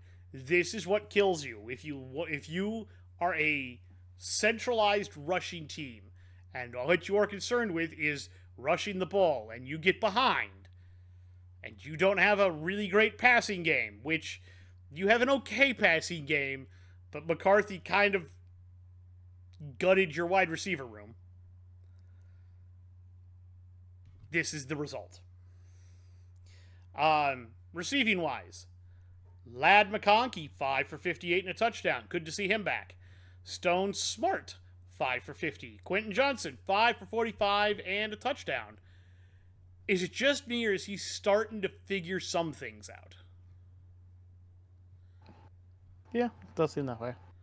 DJ Chark Jr., 2 for 16. Kamani Vidal, 2 for 13. Joshua Palmer, 2 for 10.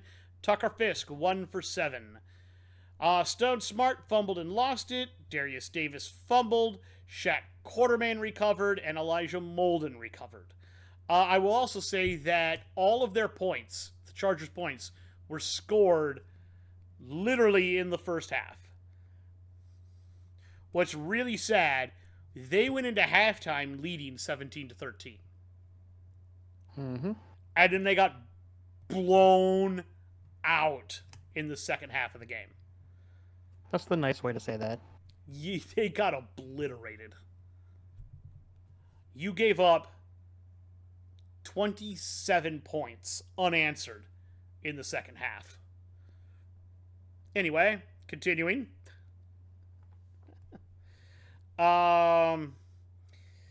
Defense, Elijah Molden, 9 total tackles, 7 of them were solo. Troy Dye had a sack, only one you had.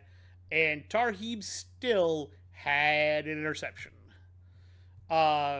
Kick returns, Darius Davis had 7 kick returns for 182 total yards with a long of 30.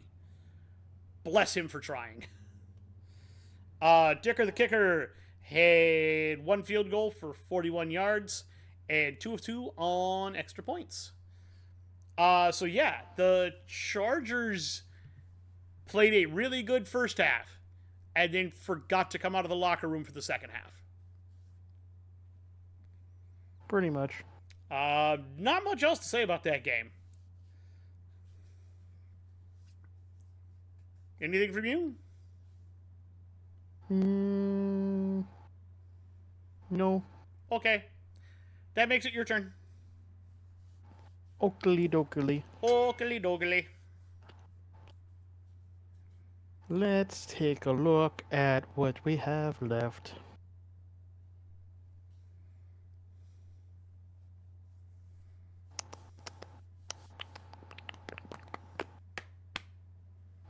Options. So many.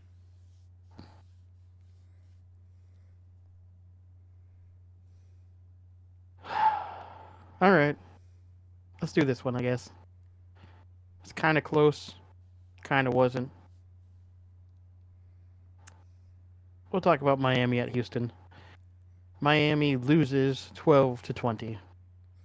We both picked Miami. Yeah. That may have been a mistake.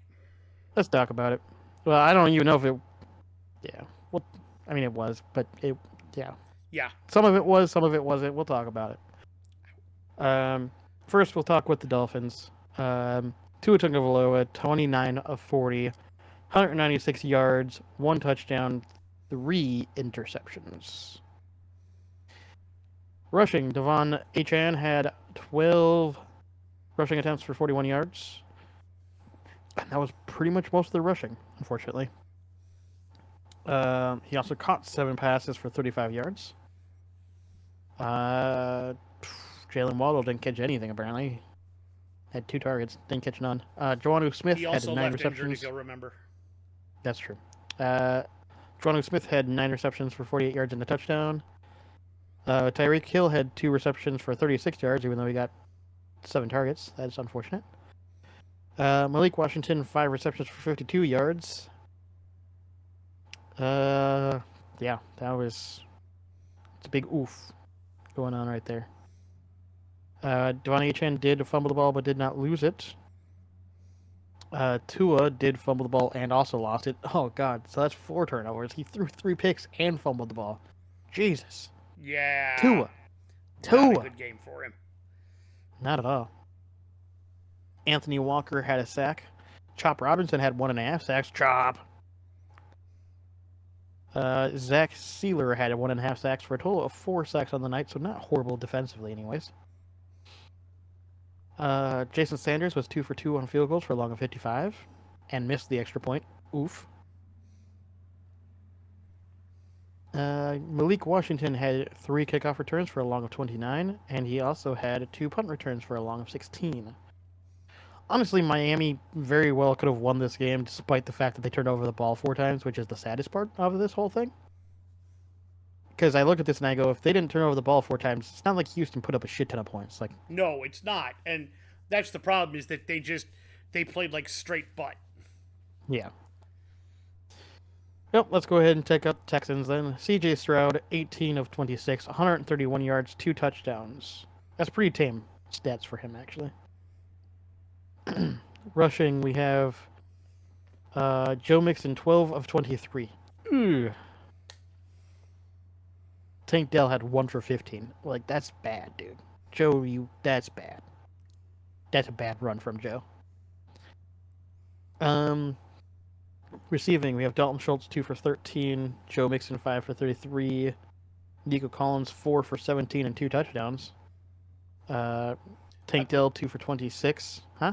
I do believe Joe left the game for a period of time though as well with an injury. Came back. That's fine, but you had 12 rushing attempts for 23 yards. Like you had opportunities. You had 12 opportunities and only got 23 yards. That's just not good enough. Like I understand if you have issues and you had to come out and come back in, but if you were that bad, like if you were injured that badly that you couldn't get more yards on 12 rushing attempts, you probably shouldn't have been playing. I'll take that. That's just my take on that. Robert Woods, 2 for 12, Tank Dell, 2 for 26. Like, they just didn't get a lot of yards either. Granted, from the sound of it, they didn't really need to get a lot, so it's not like it matters. Fumbles. C.J. Stroud did fumble and also lose the ball. Jesus, this was an ugly game. I'm glad I didn't watch it. Like, I was watching Red Zone, so I caught pieces of it, but this apparently looks... If you were watching the whole game, it probably was really boring to watch. All right. Interceptions. Kalen Bullock had 1. And Derek Stingley Jr. had 2. So that was the 3 interceptions. Danielle Hunter had 1.5 sacks.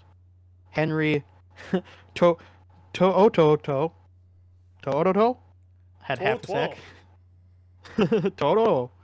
Will Anderson Jr. had a sack. So for a total of 3 sacks of the night. Kaimi Fairbairn had 2 for 2 on field goals for a long of 44 and 2 for 2 on extra points. No kickoff returns, and Tank Dill had 3 punt returns for a long of 23. Honestly, neither team really played all that well. The Texans just made a couple less mistakes, basically. Like, they just turned over the ball less, and that's the reason why they won. Because neither team played all that spectacularly. It's kind of a boring game from everything I'm seeing, so... While the Rams and 49ers was boring, I would argue that this is a higher scoring version of that game. You are not wrong. All right, that's all I got to say on that. I'm going to do a game that makes me sad, but it is what it is. I'm going to talk about Dallas at Carolina. Dallas wins 30-14. We both picked Carolina to win. We're both wrong. I think that Carolina had a shot had they not allowed Bryce Young to get sacked 6 times. That's fair. Which is a stat. So let's get into it. Cooper Rush, 18 of 29. That's not spectacular. 214 yards, 3 touchdowns, no interceptions, 1 sack for 15 yards. This is why they won. They kept their quarterback mostly clean and he didn't make mistakes. Or if he did, they were not capitalized on. Also, Rico Dowdle, 25 carries, 149 yards. Guys, he's your starter. 100%. No more questions. Ezekiel Elliott, 9 for 30. Kevontae Turpin, 2 for 27. Good change of pace, by the way, if you want to throw him in there for like Wildcat type situations. Cooper Rush, 4 for 5. Receiving, CeeDee Lamb, 9 for 116 yards and a touchdown. Brandon Cooks, 3 for 34. Jake Ferguson, 2 for 23. Jalen Brooks, 1 for 17 and a touchdown. Jalen Tolbert, 1 for 11 and a touchdown. Ezekiel Elliott, 1 for 11. Brevin Span Ford, 1 for 2. And Kevontae Turpin did not haul in his only target. I think you need a running mate for CeeDee Lamb. Just personal feelings. Cooper Rush fumbled twice, lost 1, recovered 1. Chauncey Golston recovered a fumble, and Marshawn Kneeland recovered a fumble. Defensively, Donovan Wilson, 5 total tackles, 5 solo. Chauncey Golston with a sack. Micah Parsons with 2 sacks. Osa Osa 1 sack. Jordan Lewis, a sack. Carl Lawson, a sack. 6 sacks. Israel Mukuamu, 1 pick. And Eric Kendricks, 1 pick. Cavante Turpin had 3 returns for a total of 64 yards with a long of 24. He also had 2 punt returns for a total of 5 yards with a long of 3. Brandon Aubrey went 3 of 4 on his field goals for a long of 52. I do believe there was a point he tried to hit one that was it was like a, right at the half, he tried to hit what would have been like a 69-yard record-breaking kick. Might have had the leg, but he hooked it to the left. So, Brandon Aubrey might be one of the best kickers in football. I would argue that's true. Let's talk about the Panthers. Bryce Young, 19 of 28, 219 yards, a touchdown, 2 picks, sacked 6 times for 44 yards loss. That'll kill you every time. Chuba Hubbard only got 10 carries, only went 32 yards. Mike Boone carried twice for 14 yards. Bryce Young carried 3 times for 12 yards and a touchdown. Xavier Legette, 1 for 2. Receiving, Jalen Coker, 4 receptions, 110 yards, and a touchdown. Talk about being injured, having to work your way back, and suddenly, like, turning into the bright spot on this offense. For real. Adam Thielen, 5 for 51. David Moore, 2 for 19. Chuba Hubbard, 4 for 17. Tommy Tremble, 2 for 15. Xavier Legette, 2 for 7. Jatavian Sanders did not haul in his only target. Actually, I think Coker might be a rookie. Was he a UDF? Yeah, he's from Holy Cross. Did he play? Yeah, this is his only year playing. I don't know if he came into the league. When was he drafted? Yeah, he's a rookie this year from Holy Cross. I don't know if he was drafted or if he was a UDFA. Interesting. So, but talk about coming out of nowhere. Kid's starting to really put it together. You would have thought it would have been Xavier Legette, but it's not. Fumbles, Bryce Young also fumbled and lost both. DJ Johnson recovered a fumble. Defensively, Josie Jewell, 10 total tackles, 5 of them were solo. J.C. Horn had a sack, the only one. Devin Tompkins had 3 kick returns for a total of 88 yards and a long of 33. He also had 2 punt returns for no yards. Eddie Pinheiro did not attempt a field goal, but was 2 of 2 on his extra points. So, at least one of those interceptions was not Bryce Young.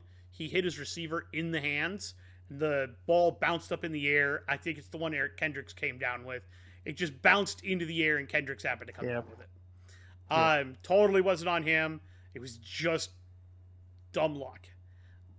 Pretty much. So, Panthers need to shore up their O-line and maybe find another wide receiver. Outside of that, they're starting to look decent. They could use some work on their defense, but as bad as they are, they have hope for the future now. All right. Unless you have anything else, it's your turn, good sir. Can't think of anything else. Well, let me pull up and see what I got here.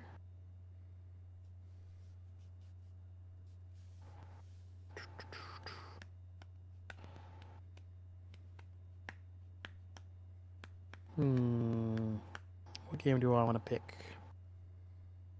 Still plenty to choose from. Yeah, I know.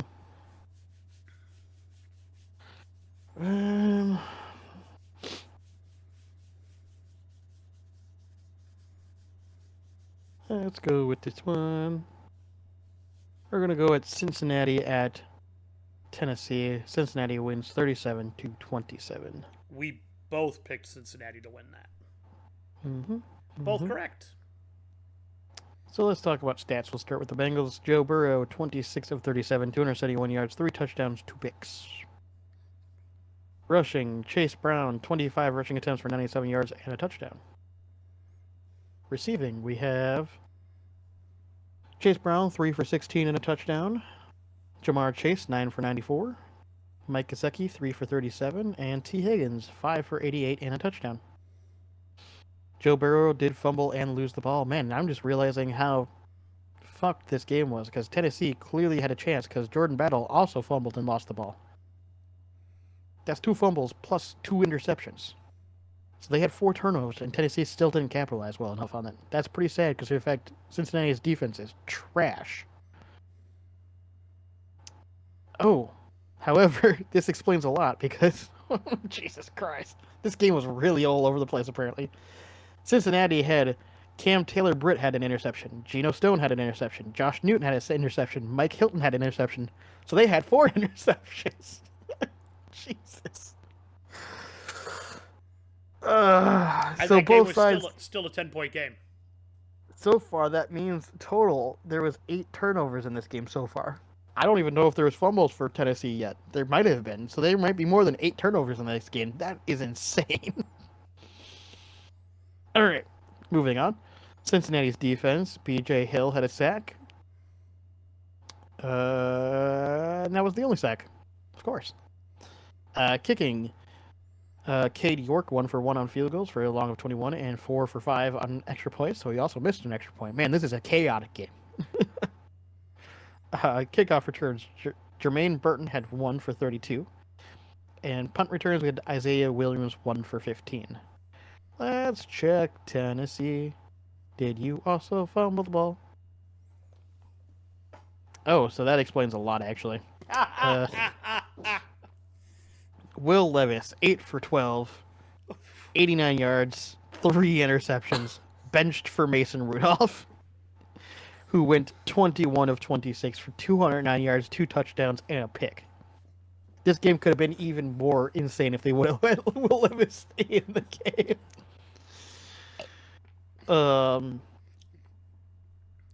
Here's the thing about Will Levis, and I think it's something that we talked about before when he got drafted originally. I think he's got all of the physical traits.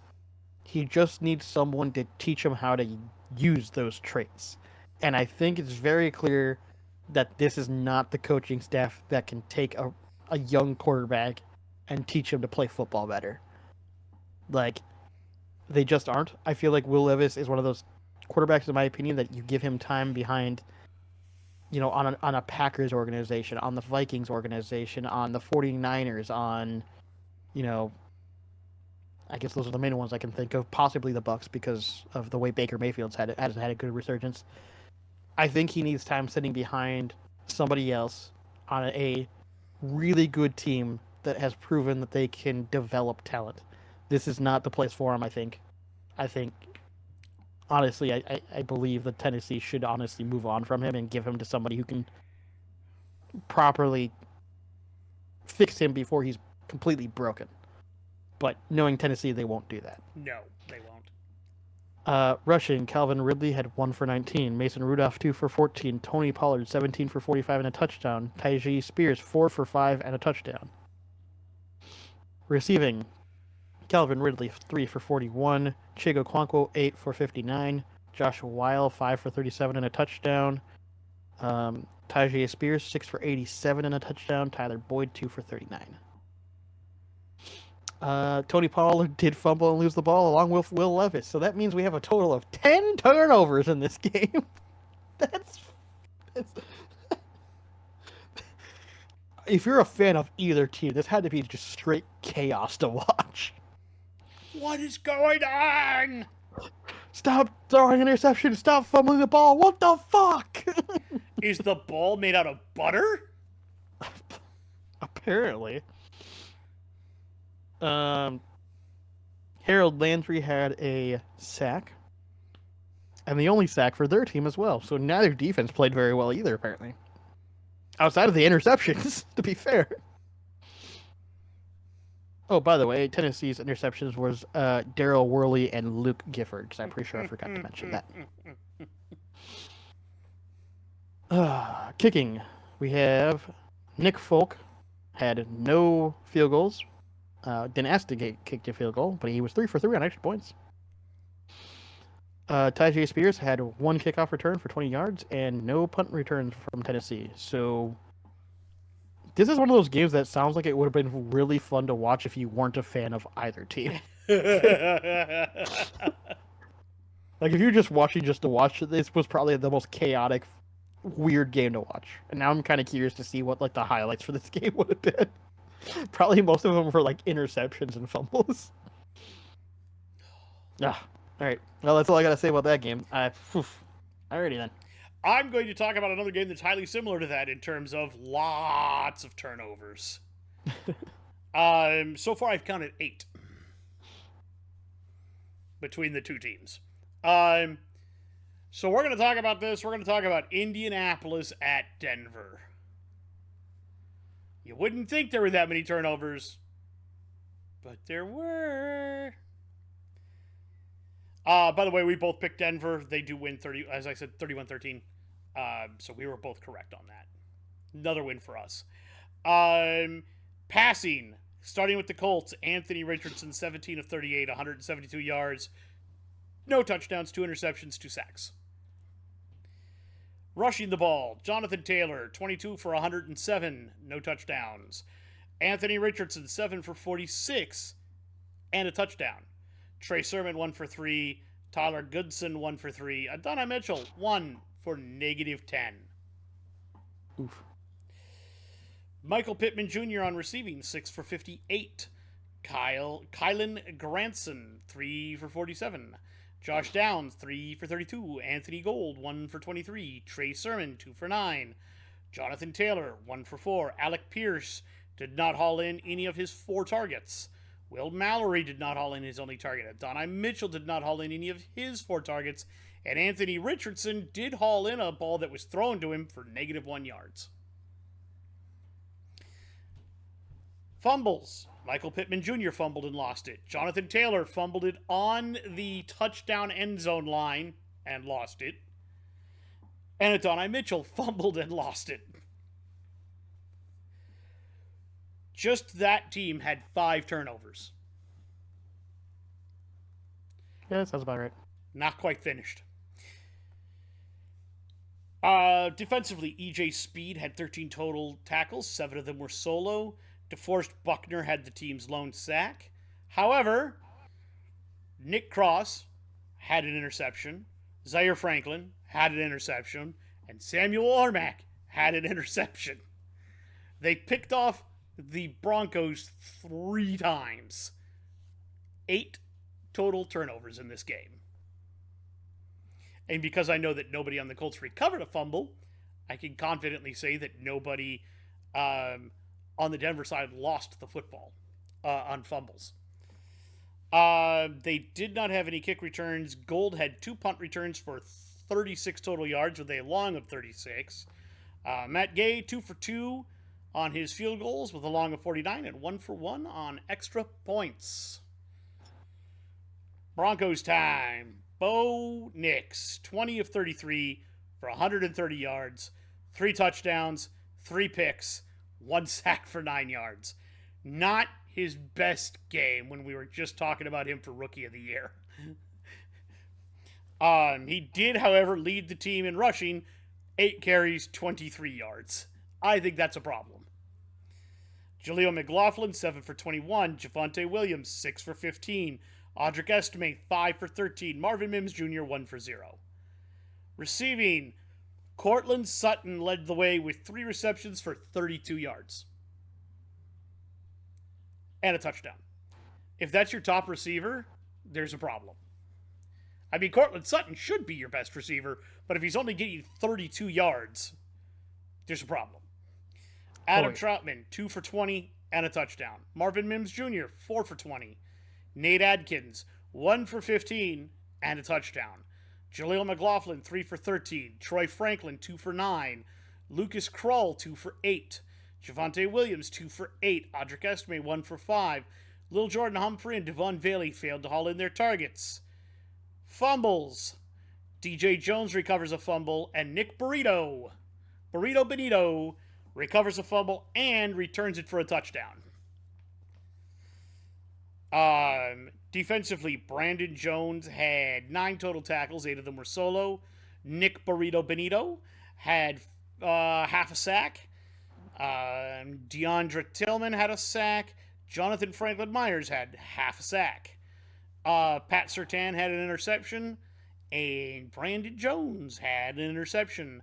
They did not have any kick returns. Marvin Mims Jr., 3 for 97 yards total with a long of 61 on the punt returns. Will Big Nuts Lutz, 1 for 1 on field goals with a long of 44 and 4 for 4 on his extra points. Denver is looking really good, but if you have that game against anybody else, you lose. That's true. So they need to be careful with that. I agree with that. Problematic. I agree with that. All right. Your turn, good sir. Alrighty. Let's take a look here then. Do do do do do do do do do.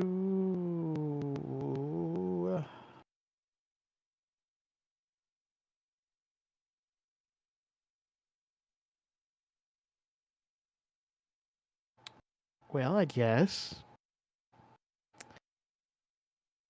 we can do Patriots at Arizona. I guess we can do that. Arizona wins 30-17. I may have picked the Patriots, and you may have picked the Cardinals, and I may have gotten shellacked.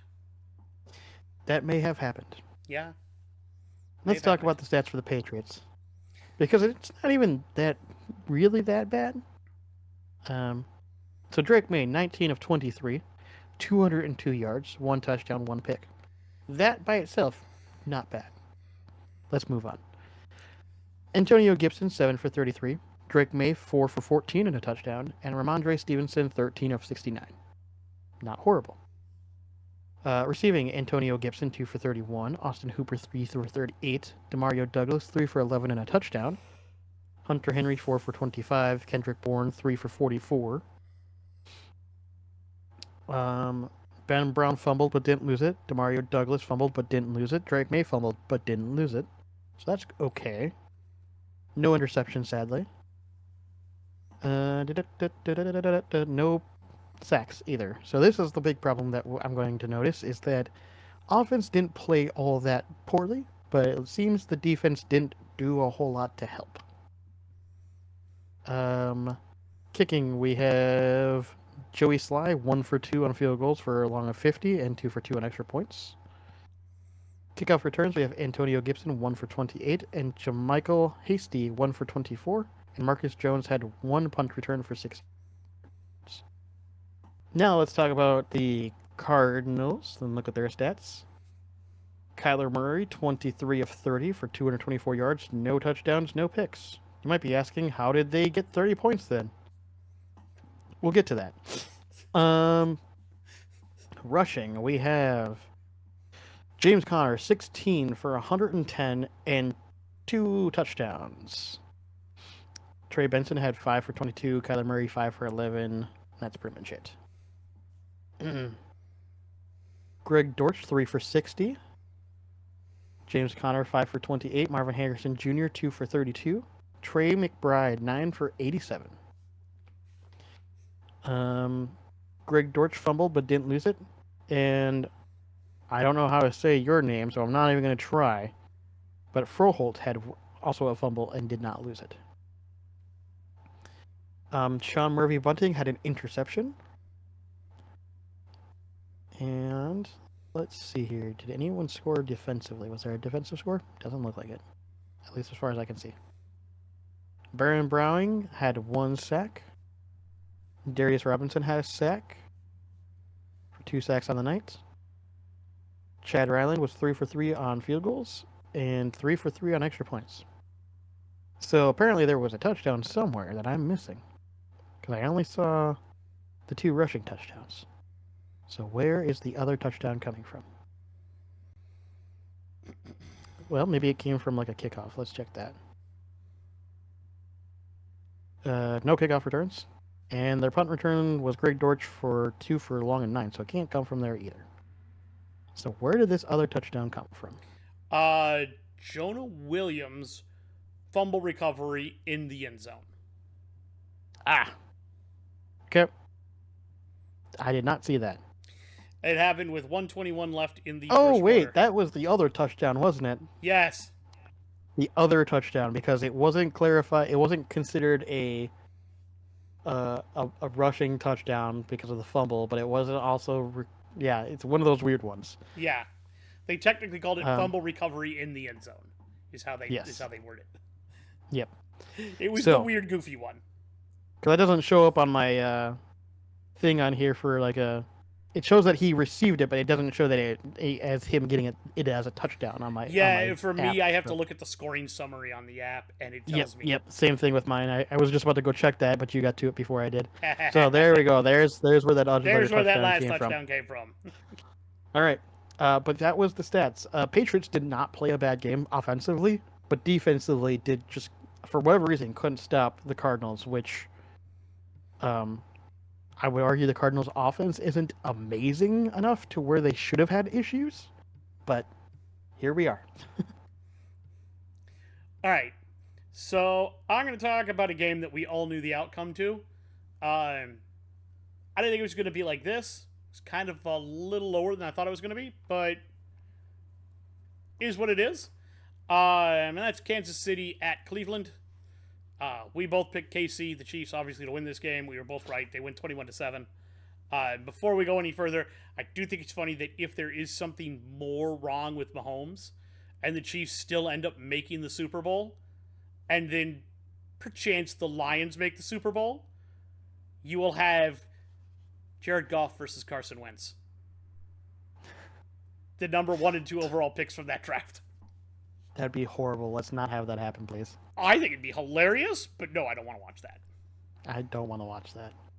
All right. At any rate, Pat Mahomes, 19 of 38, 159 yards, 2 touchdowns. No picks, no sacks. Carson Wentz, 2 of 2 for 20 yards. Rushing, Kareem Hunt, 13 for 45. Isaiah Pacheco, 13 for 32. Xavier Worthy, 3 for 30 and a touchdown. Pat Mahomes, 2 for 14. Sam J. Perrine, 1 for 11. Carson Wentz, 3 for 0.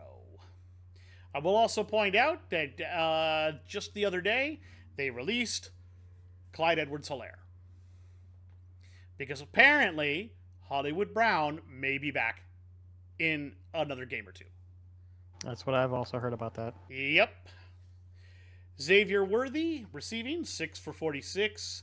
DeAndre Hopkins, 5 for 36. Travis Kelce, 4 for 27. Sam J. Perrine, 1 for 23. Noah Gray, 2 for 21 and a touchdown. Isaiah Pacheco, 1 for 15. Juju Smith-Schuster, 1 for 7 and a touchdown. Kareem Hunt, 1 for 4. And Justin Watson did not haul in his only target. Sam J. Perrine and Drew Tranquill recovered fumbles. Leading the way on defense was Christian Roland Wallace with 6 total tackles. 3 of them were solo. Nick Bolton with half a sack. Drew Tranquill with half a sack. Trayshawn Wharton with a sack. George Karlaftis with 2 sacks. And Charles Omenihu, 1 sack for a total of 5 of them. Jaden Hicks had an interception. Brian Cook had an interception. Nick Bolton had an interception. Trent McDuffie had an interception. They picked off the Browns 4 times. They did not have any kick returns. Nico Remigio had 3 punt returns for a total of 23 yards with a long of 16. Harrison Butker, hey, Butker's back. He went 0 of 1 on his field goals, but 3 for 3 on his extra points. Let's talk about the Browns now. Jameis Winston, 16 of 25, 146 yards, 3 interceptions, sacked 5 times for 37 yards. Dorian Thompson Robinson came in to relieve him. 4 of 9 for 18 yards and an interception. Jerome Ford, 7 carries, 84 yards, and a touchdown. Nick Chubb, 9 for 41, broke his foot. Bye-bye. Dorian Thompson Robinson, 3 for 16. Jameis Winston, 2 for -2. Receptions, Jerry Jeudy, 11 for 108. Look, say what you want about them getting Jeudy from Denver and how he never lived up to his potential there. He's finding his footing in Cleveland, which I like. I think that's good for him. Jordan Adkins, 3 for 30. Jerome Ford, 2 for 20. Michael Woods II, 2 for 7. Nick Chubb, Blake Whiteheart, and Jamari Thrash failed to haul in any of their targets, and Elijah Moore caught 2 for -1 yards. Nick Chubb fumbled and lost. James Proche II fumbled and lost. Jameis Winston fumbled but recovered. Defensively, Jordan Hicks had 9 total tackles, 6 of them solo. They did not have any sacks. They had no interceptions. Jerome Ford had 4 kick returns for a total of 117 yards with a long of 45. Proche II had 3 punt returns for a total of 14 yards with a long of 9. Riley Patterson did not attempt a field goal and was 1 for 1 on his extra points. So yeah, the Browns decided that they all wanted to. The Browns quarterbacks decided that they wanted to be Chiefs, and threw the ball to the Chiefs. That sounds about right. And that sounds about right. So that's how that game went. A little bit boring. Fair enough. Sounds a little bit boring, actually. Yeah, kind of a little bit boring. Like, we all knew the outcome, and it wasn't worth watching because the Browns rolled over. The dog pound rolled over and was like, we're not going to play fetch. Here, rub our belly. That sounds about right. Yep. Your turn. Okay.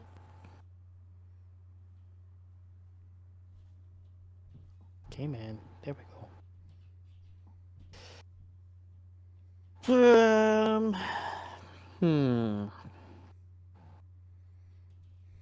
Unless I'm looking at this wrong, we have 2 left on the before Sunday, before the Sunday night game.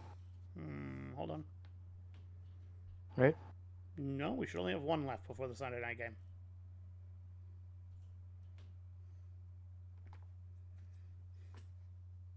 Did you already talk about the Eagles game? I have not. That's the only one that's left. Did you talk? You already talked about the Ravens Giants? Yes, I did talk about the Ravens Giants. Okay, for some reason I don't remember you talking about that one, but that Yes, might have been because it was such a boring game to talk about. As I said when we did that one, I said that because that's where we got into the discussion about whether the Ravens had been the Browns. I thought that was from a different thing altogether. To be honest with you, I wasn't paying attention. No, because I was mentioning that Lamar set a record for throwing 5 touchdowns, team record. No, apparently I wasn't paying attention for some reason. You were not. I'm not shocked by that. That Don't worry happens about sometimes. Not intentional. I most of the time remember what we talk about, but for some reason that one particular one just. All right, so let's talk about Pittsburgh at Philly. Philly wins 27-13. You picked Pittsburgh. I picked Philly. Which, to be fair, I think Steelers actually had a chance and then just blew it. To be honest with you. Yeah. Because they were leading at half. Or no, they were almost. They were near the same score at half. Sorry, apologies. Pittsburgh was 13 at half and Philly was 17 at half. But then Pittsburgh decided they didn't want to play the second quarter at all because they didn't score at all in the second half. Or in the second half, sorry. So very much like the Buccaneers and the Chargers. Pretty much, yeah. Except for it was less of a stomp down from Philly and more Philly just slowly taking away the lead and just not giving anything back to the Steelers to do anything with. So let's talk about it. So we'll start with Steelers. Russell Wilson, 14 of 22, 128 yards, 1 touchdown. Yeah, that's pretty tame. It's pretty tame. Rushing wasn't much better. We have... Wow, it was really bad, actually. Cordell Patterson, 2 for 9. Jalen Warren 4 for 12. Justin Fields 1 for 8. Najee Harris 6 for 14. Russell Wilson 4 for 13. That's all their rushing yards. They Mm-hmm. were literally rushed the ball 17 times for 56 yards. That's horrendous. That's really bad. Receiving, Calvin Austin III 5 for 65. Mike Williams 1 for 15. Najee Harris 1 for 7. Pat Fryermuth 3 for 22 and a touchdown. Ben Skorank. Skowronek? I know how to say it. Skoranek. There we go. I was like, I know how to say it. Why can I not remember? 1 for 17. Yeah, they didn't. They didn't pass a lot either, to be honest. So this is not surprising. Russell Wilson did fumble and lose the ball. Shocking. No interceptions. Alex Highsmith had a sack. And TJ Watt had 2 sacks. And if I recall, TJ Watt got injured, if I remember right, actually. Yes, low ankle injury. Yeah, that's right. I forgot if that was in this game or not, so I can't remember. So they ended up with 3 sacks, but unfortunately, you lose the game and you lose TJ. Yeah, that's not good. If you're a Steelers fan, that's really bad. Yeah, you got to be worried about that, Steelers fans, especially with who you got coming up this week.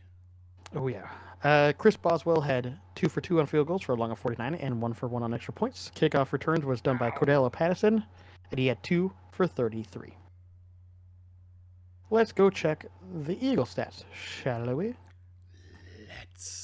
We shall. Jalen Hurts, 25 of 32, 290 yards, 2 touchdowns, no picks. Rushing, Jalen Hurts, 15 for 45 and a touchdown. Kenneth Gainwell, 7 for 20, and Saquon Barkley, 19 for 65. That's actually kind of a bad stat for Saquon, to be honest with you. 19 for 65 is not... For most quarter running backs, you'd be like, that's okay. For Saquon, that's kind of bad. Receiving, A.J. Brown, 8 for 110 yards and a touchdown. Devontae Smith, 11 for 109 yards and a touchdown. So they decided to, if they couldn't run the ball, they were going to pass the ball. So the fact that they still have that in their back pocket is kind of scary. Kenneth Gainwell, 3 receptions for 40 yards. And Grant Calcutta did catch the ball once for 22. Cooper DeJean did fumble and lose the ball. Jalen Hurts fumbled and lost the ball. No interceptions from Philly. Josh Sweat had 1 sack. Nolan Smith had a sack for a total of 2 sacks on the night. Mm-hmm. Jake Elliott, 2 for 2 on field goals for a long of 41 and 3 for 3 on extra points. Kenneth Gainwell had 2 kickoff returns for a long of 32, and Cooper DeJean had 3 punt returns for a long of 23, and unfortunately did also have that fumble. And that's it. That's the game. It was a game in the first half, and the second half the Steelers just decided they didn't want to play football anymore. So yes, that's basically what happened there. All right, so I'm gonna take the Sunday night game. Green Bay at Seattle. We both held our nose and picked the Packers. We were both right, as the Packers do win that 30-13. So let's talk stats. Jordan Love, 20 of 37, 20 of 27, 229 yards, 2 touchdowns, no picks, no sacks. Josh Jacobs, 26 carries, 94 yards, and a touchdown. Look, I know that both King Henry and Saquon Barkley have gotten all the press, and Josh Jacobs is just quietly out here putting up an 1,100-yard, 12-touchdown season like clockwork. Just every season, it's the same. Like, his the most yardage he's had in a season was, I think, 1,600 yards, and his most touchdowns has been 12. He's about to break his personal record for touchdowns. Who knows how many more yards he's going to get, but just clockwork. The dude's a 13 to 1,400 yard guy, 12 to 15 touchdowns a season. And it's just, he's the most consistent guy I can think of right now. Jaden Reed, 3 for 27. Emmanuel Wilson, 3 for 9. Chris Brooks, 1 for 6. Jordan Love, 1 for 4. Receiving, Christian Watson, 3 for 56.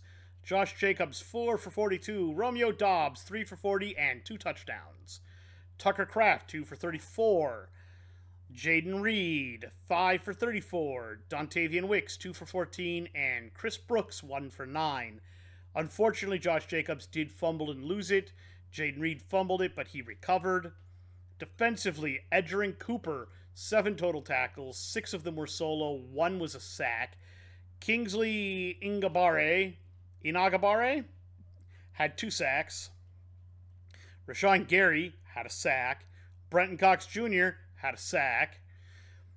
Devontae Wyatt had a sack. Carl Brooks had a sack. They sacked the poor quarterbacks for 7 sacks. I don't think all of them went to Geno, but enough of them did. Edgerrin Cooper also had an interception, as did Carrington Valentine. Keyshawn Nixon had 3 kick returns for a total of 98 yards with a long of 39. Jaden Reed had 2 punt returns for a total of 10 yards with a long of 10. Brandon McManus has completely solved the kicking woes of Green Bay as he went 3 for 3 on his field goals with a long of 39 and 3 for 3 on his extra points. Seattle. No, in fact, most of them didn't go to Geno before he got hurt. Geno Smith, 15 of 19, 149 yards, 1 pick.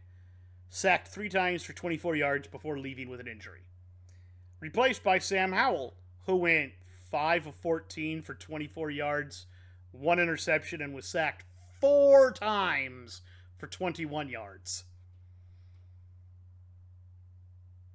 That sucked, Sam.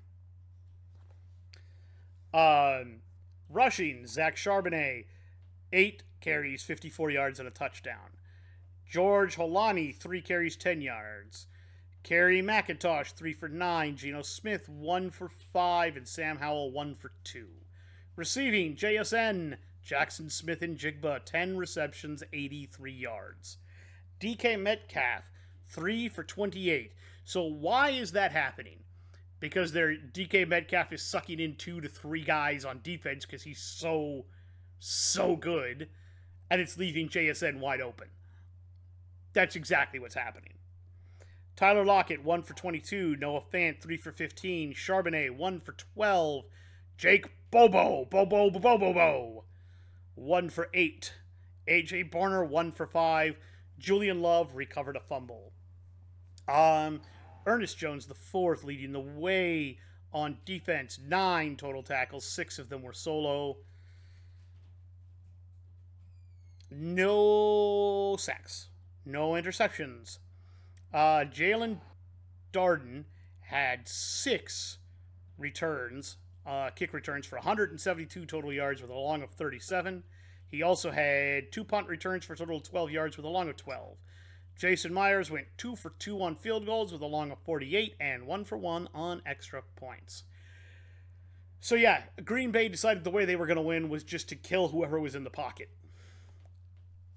And it apparently worked.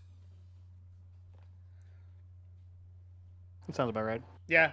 So unless you have anything else, I'm done with that one, and it's your turn. Trying to think if I have anything else to add to that, but I don't think there is. Alrighty. All right. I'm taking it, and I don't care. I know. Chicago at Minnesota. Minnesota wins 30-12. We both picked Minnesota. Surprise!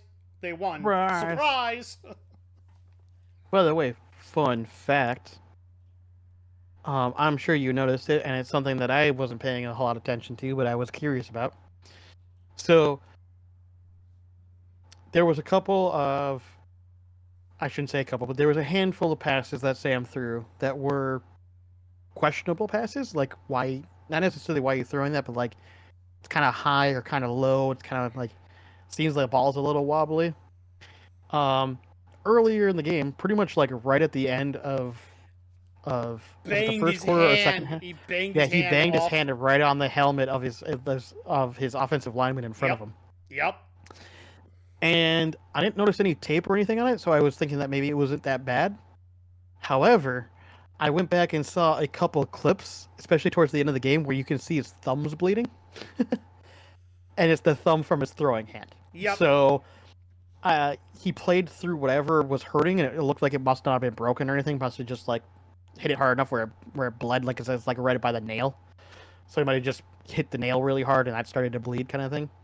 Um, he obviously played through it, but I think that was why some of the passes looked a little weird.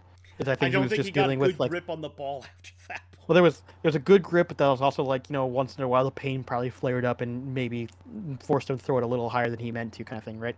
The Yep. fact that he still played as well as he did, which we'll get to, despite that though, through the rest of the game, makes me kind of like look at him more like a Matthew Stafford kind of player. Like, yeah, I'll play through it. It's fine. I'm okay. It's okay. Give me a minute. I gotta go turn on lights. Okay.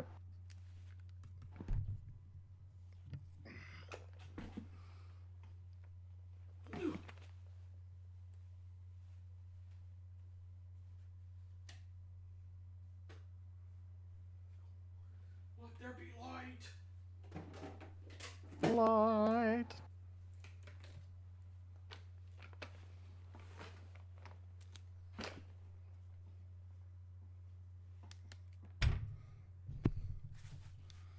Okay. So yeah, I think despite the fact that he hurt his hand and he still played as well as he did, like we'll get to, like that's impressive to me. So, but first we're going to take a look at the stats for the Bears. Yup. Caleb Williams, 18 of 31, 191 yards, 1 touchdown. Chicago rushing, we have DeAndre Swift, 19 rush attempts for 79 yards. DJ Moore, 3 for 24. Receiving, we have Cole Kmet, 1 for 14. DJ Moore, 8 for 46. Keenan Allen, 6 for 82 and a touchdown. And one absolutely crazy sideline catch that he should have no rights to even trying to catch. And Roma Dunze, 2 for 39. Caleb Williams did fumble and lose the ball. And Tyreek Stevenson did intercept the ball. Granted, it was on a 4th down where going to lose the ball anyway, so he just stammed through it up, and unfortunately, he got flush out of the pocket. Tyreek came up with it. It would have actually been more beneficial for Chicago to not catch the ball there, to be honest, because of where they were at. But regardless, that was technically an interception, and it was on Sam, so that's fine. Chris Williams did have a sack, and TJ Edwards had a sack for 2 sacks on the night.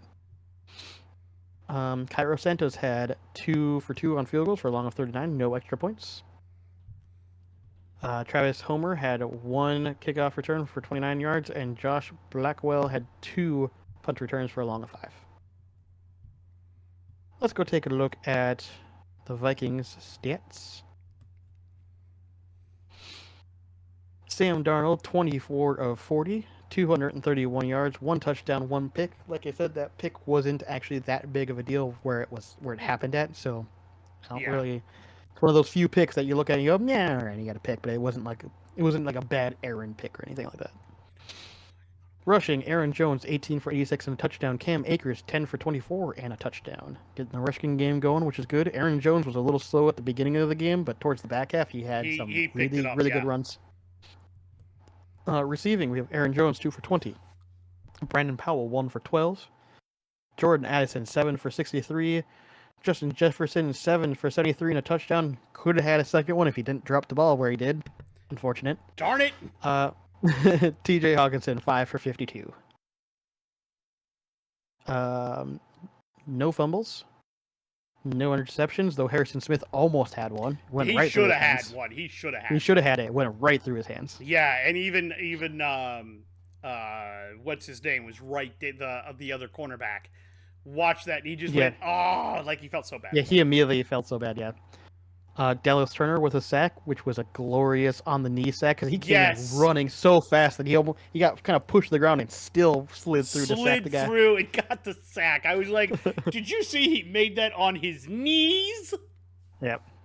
Jonathan Greenard for a sack as well, for a total of 2 I sacks on the believe he night. also, that was a strip sack, wasn't it? I think that one was the strip sack. That was a strip sack, and I believe it was recovered by. I don't remember who it does. Hold on, let me see if it actually specifically says. Jonathan Greenard had the forced fumble. It doesn't tell me who recovered it actually. I believe it was Blake Cashman. Cashman? I wouldn't be shocked by that. Let's see if mine tells me. Yeah, because normally mine says who recovers it, but on mine it just says Jonathan Greenard had the forced fumble, but it does not show me the recovery for some reason. Blake Cashman recovered the fumble. Yeah, I figured. And then so there we had a total of 2 sacks on the night. Like I said, kicking we have Will Reichard for 3 for 3 for a long of 52, 3 for 3 for extra points. Good to see him back. He's actually been really, really good when he wasn't injured. So I'm glad to see that he's playing well still. I am too. Not like the guy that Chandler? we picked up for him was bad. No, not at all. But Will Reichard was. He's just Will better. Reichard is amazing. He can do more consistent from longer ranges. The guy that we had in between was not as good at the longer ranges. Ty Chandler, 1 kickoff return for 30 yards, and Brandon Powell had 1 punt return for 11 yards. So there you go. The Vikings had a kind of a quiet first half, to be honest with you. It was a little closer than I would have liked going into halftime, but that second half we pretty much shut them out and went, all right, time to play football.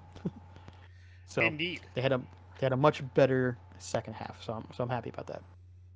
We did have a much better second half, but we shut them out in the first half. It still wasn't great, and then we came really alive in the second half and just put them away. Yep. Well, let's talk about the other Monday night game. This game was not great. I think most people would have preferred to watch the Vikings stomp on the Bears. This game was. I think it would do a disservice if I called it terrible. We're going to talk Atlanta. Atlanta at Las Vegas. Atlanta does win 15-9. I picked Atlanta. You picked Las Vegas. That happened. Yeah, that actually happened. I mean, I can't fault you for picking Vegas, because if they'd scored another touchdown, they would have won. I was gonna say they weren't that far away. To be fair. No, they really weren't. Which is why shouldn't have even been that close at all. This game should not have been that close, and it was trash. It really was. Kirk Cousins, 11 of 17 for 112 yards, a touchdown and a pick. Sacked 3 times. Yep. That's bad, Kirk. On the other hand, honestly, he hasn't been. You know what? I'll leave it for later. Go ahead. Bijan Robinson, 22 carries, 125 yards. That's the Bijan we expect. Tyson Algier, 12 carries, 43 yards. Kirk Cousins, 3 for 0. Drake London, 3 catches, 53 yards and a touchdown. Kyle Pitts, 4 catches, 28 yards. Ray MacLeod, 1 for 14. Bijan Robinson, 1 for 10. Charlie Warner, 2 for 7. And Darnell Mooney did not have a catch. Kirk Cousins fumbled but recovered, and Kevin King recovered a fumble. Caden Ellis led the way on defense with 11 total tackles. 6 of them were solo, and he got a sack. Zach Harrison had a sack. D'Angelo Malone had 2 sacks for a total of 4 sacks on the day, and both Justin Simmons and Jesse Bates III had interceptions. Avery Williams had 2 kick returns for a total of 66 yards with a long of 38. He also had a punt return for 12 yards. Younghoe Koo was 2 of 3 on his field goals with a long of 48 and 1 for 1 on extra points. The Raiders ended up starting Desmond Ridder, who played the whole game, and went 23 of 39 for 208 yards, a touchdown, and 2 interceptions. Sacked 3 times for 14 yards. He carried the ball 5 times for 28 yards to lead the team in rushing. Alexander Madison, 7 carries, 21 yards. Amir Abdullah, 3 for 8. Sincere McCormick, 7 for 8 before getting injured. Not like you were doing much before you got injured, bud. Receiving, Jacoby Myers, 5 for 59. Amir Abdullah, 7 for 58 and a touchdown. Brock Bowers, 3 for 35.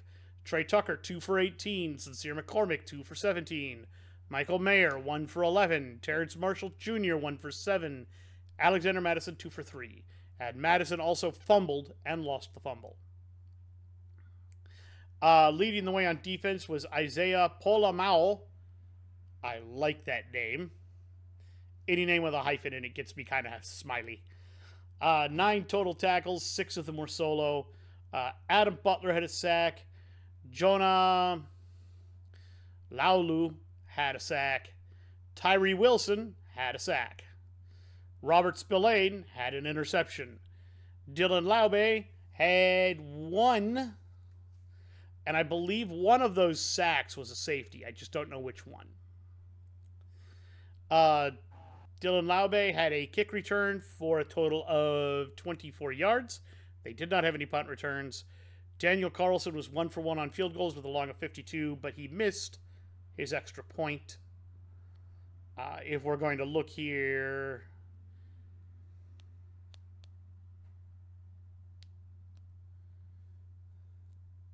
Oh, no, that's how they got 9. They did not get a safety. The Falcons ended up with a safety. And they just call it a team safety. Yeah, it was the fact that the PAT got blocked. All right, well, that's... you had something about Kirko that you wanted to say, so you might as well go ahead and spit it out. Yeah, I'll save it. Oh, might this become a hot potato? It might. Alrighty then.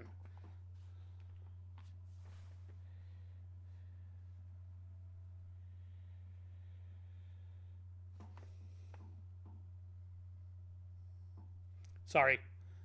You're good. Text from my adoptive mother. You're good. You're good. Okay then. With that being said, that wraps up the week. I slapped you around this week in terms of picks.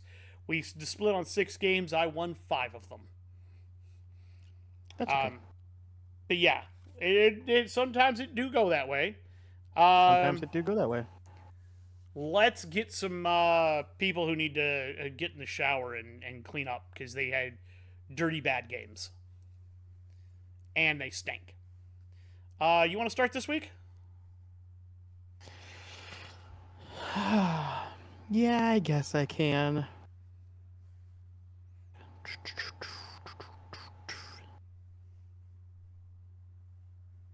That sideline ref hit the showers. Okay, fair enough. Tua hit the showers, man. Wash the stink from the game off you because that was bad. That was pretty bad. You know what? Brock Purdy hit the showers. That was not one of your better games by any means. Jameis Winston hit the showers. Look, I like you, but you need to... I was going to say, I can't do it. I like him too much. I like him. I like his attitude, but when you throw 3 interceptions, you need to go to the shower. At least for a game, my dude. Too much fun, man. I can't do it. I can't do it. Loki, what are you doing? You're the goose.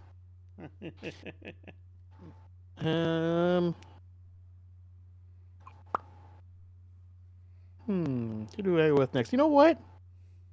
You may have won the game, but you didn't do it looking good, so I'm actually gonna throw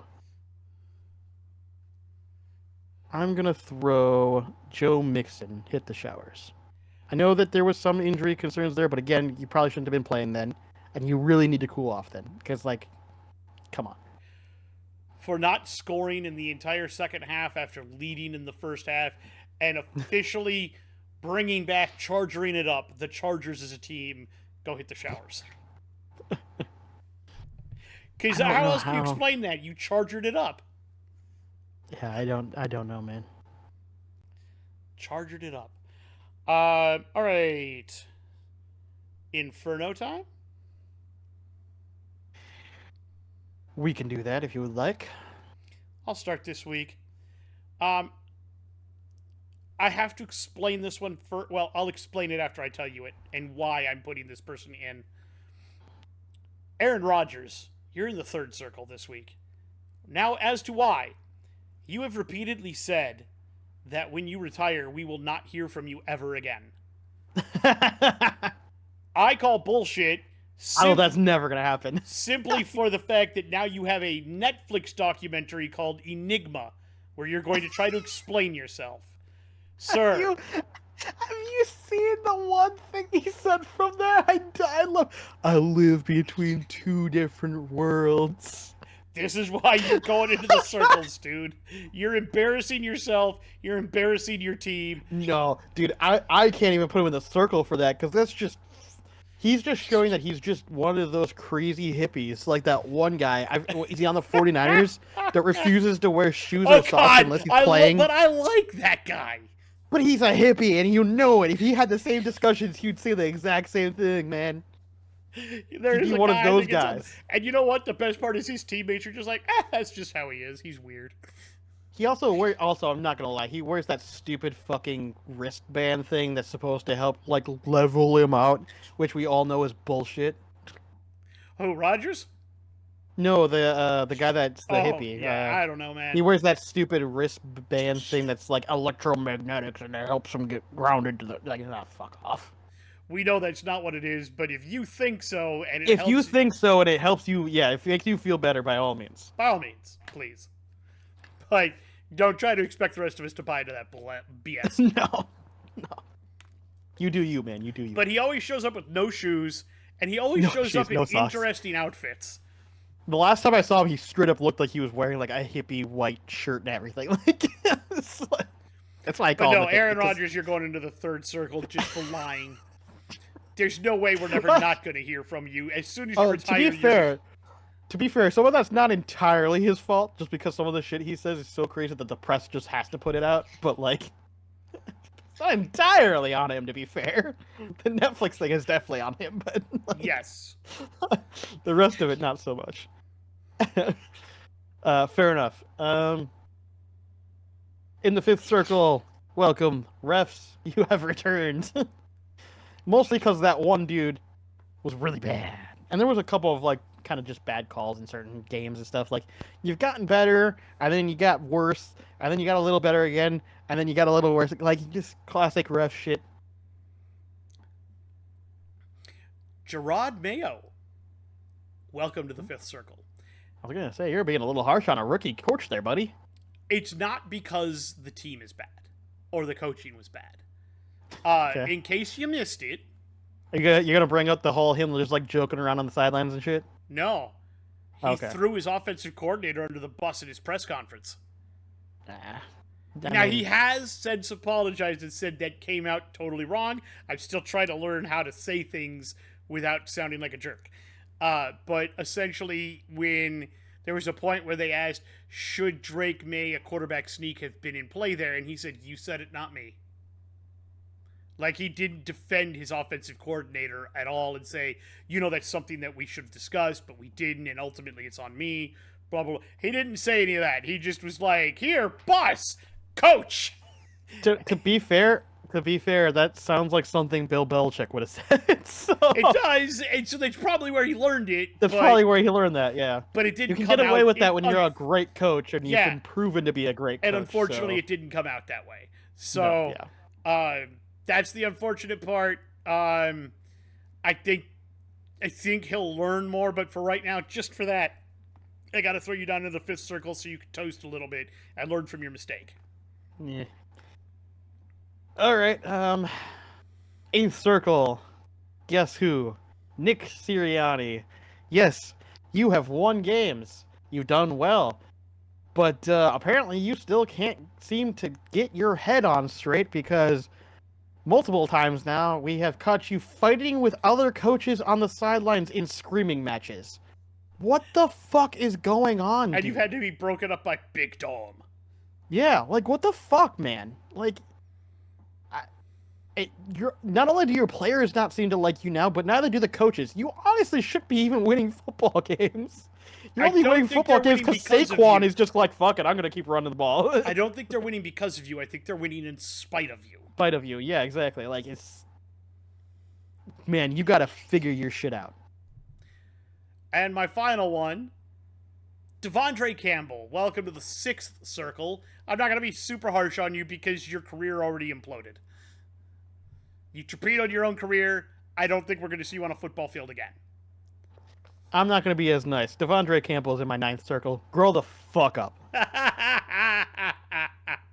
And this is one where I'm nicer than you are about it. There are sometimes we flip that. Yeah. But yeah. I'm honestly glad he has. I don't know if he's got a good agent or what, but he has stayed off of social media and hasn't said anything about I it. am very proud that whoever his PR team about that is like, just keep your fucking head down. Don't tweet shit. Don't engage. Yeah. That's That's the the best only. thing he Honestly, can that do. might be the only reason he gets on a team is just from not making it worse. Yep. And you know what? That's not terrible. I've seen dumber things. We have in fact seen dumber things.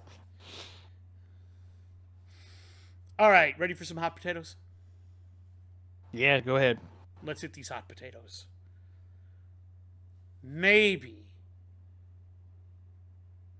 just maybe, the Jaguars just need a full house clean? They need more than that. Like we've discussed, they need players and stuff. So I think just getting rid of GM, just getting rid of coach, I don't think will solve their problem. Um, Especially like the biggest issues with doing that is bringing in a GM right before a kind of what I'd argue to be an important draft. We've seen quite often, I shouldn't say quite often, but we've seen a number of times recently where a GM comes in, has a limited amount of time to try to figure out who they want to draft for the team they have, and maybe not making the best draft picks. As much as I don't want to be that guy, we can look at the Vikings. Adolfo Mensa. I mean, that first draft was a little rough. It was. Um, it wasn't bad, but it wasn't great. Um, I don't That's very think true. you. Because I mean, to be fair, I'm not saying that to be negative towards him, but I'm just being honest. Like, he got hired in like what, February, and then you have 2 months to try to figure out what team you have and what you need to pick up. Um, and so you have such a limited amount of time, and you're picking up also from whatever your predecessor decided to leave you, right? So I'd be a little worried about doing GM. Maybe coaching staff, I could understand. We've been harping on Doug Peterson, seems to be not able to get the full potential of Trevor for whatever reason, whether that be offensive coordinator, whether that be defensive coordinating. Something's obviously not clicking there anymore. So I would argue maybe coaching staff changes, but I'd be worried about swapping GM before the draft. The reason I say they should, though, is because do you know who their GM is? Um, Honestly, I don't know, and I don't think it matters enough. To be honest, like just because like I'd be concerned about whoever comes in just not having enough time to make a good draft. Trent Baalke, Yeah, I've heard. who is famous for absolutely destroying the 49ers. Yeah, And as yeah, soon we've as talked he about left, that. Like, they got better. yeah, we've talked about that. Like, I'll say this: I worry about doing that just simply due to the importance of the draft coming up. If he drafts badly again, like right away, and you can just look at it and go, "This is fucked," then you can move on from him Yeah. next year. But you'd have to do it way earlier on, I would say. Okay. Um, I mean, I even though I action know that, right now. even though I know that's, I was gonna say, even though I don't think that's gonna happen. If they were, to, for example, if they are at the point they're at, I think they are pretty much ruled out of contention, right? I don't think they can make playoffs at all at They this point, cannot. right? They are out.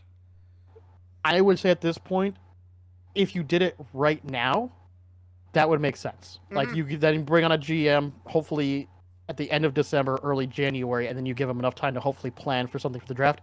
That I would agree with. Um, but it seems like the ownership is going to wait until the season's done. And unless he goes very quickly with it, I don't think that's a wise decision. But that's just me.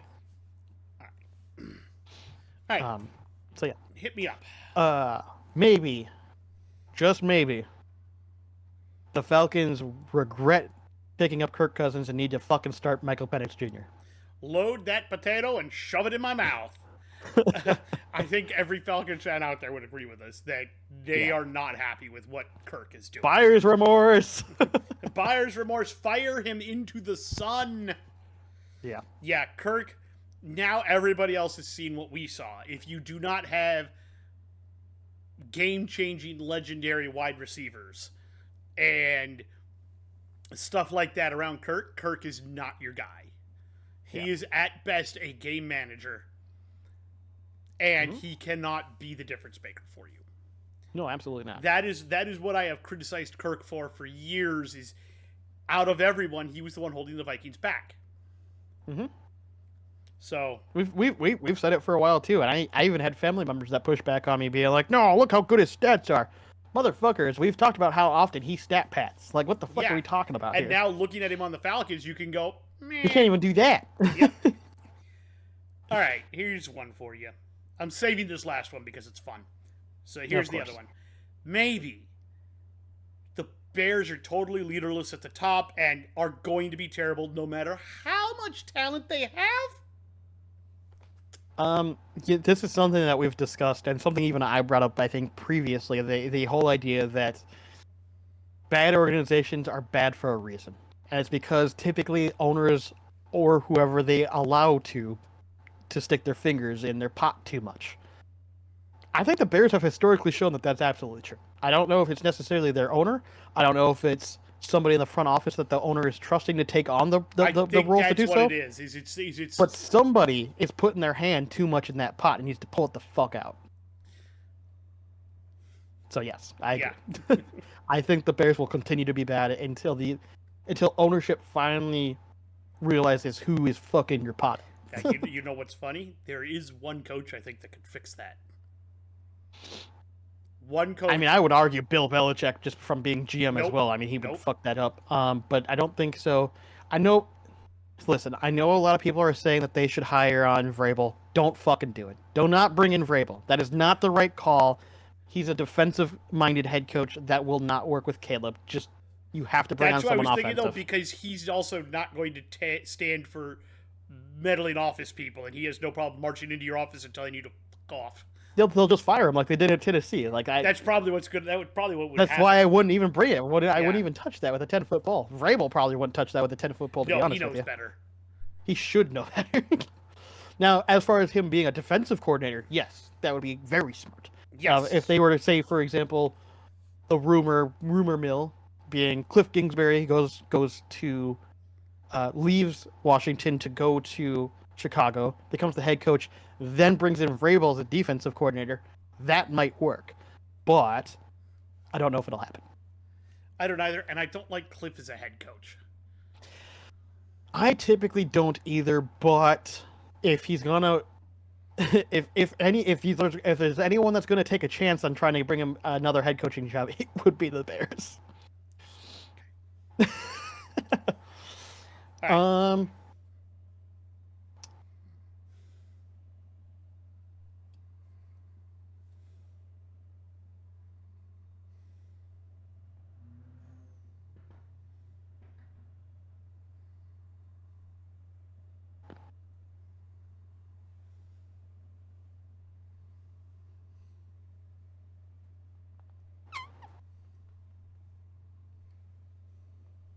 I know this is something that you brought up, but I actually had it originally in my thought as a hot potato, so I'm gonna say it knowing full well that you're gonna full send this one too.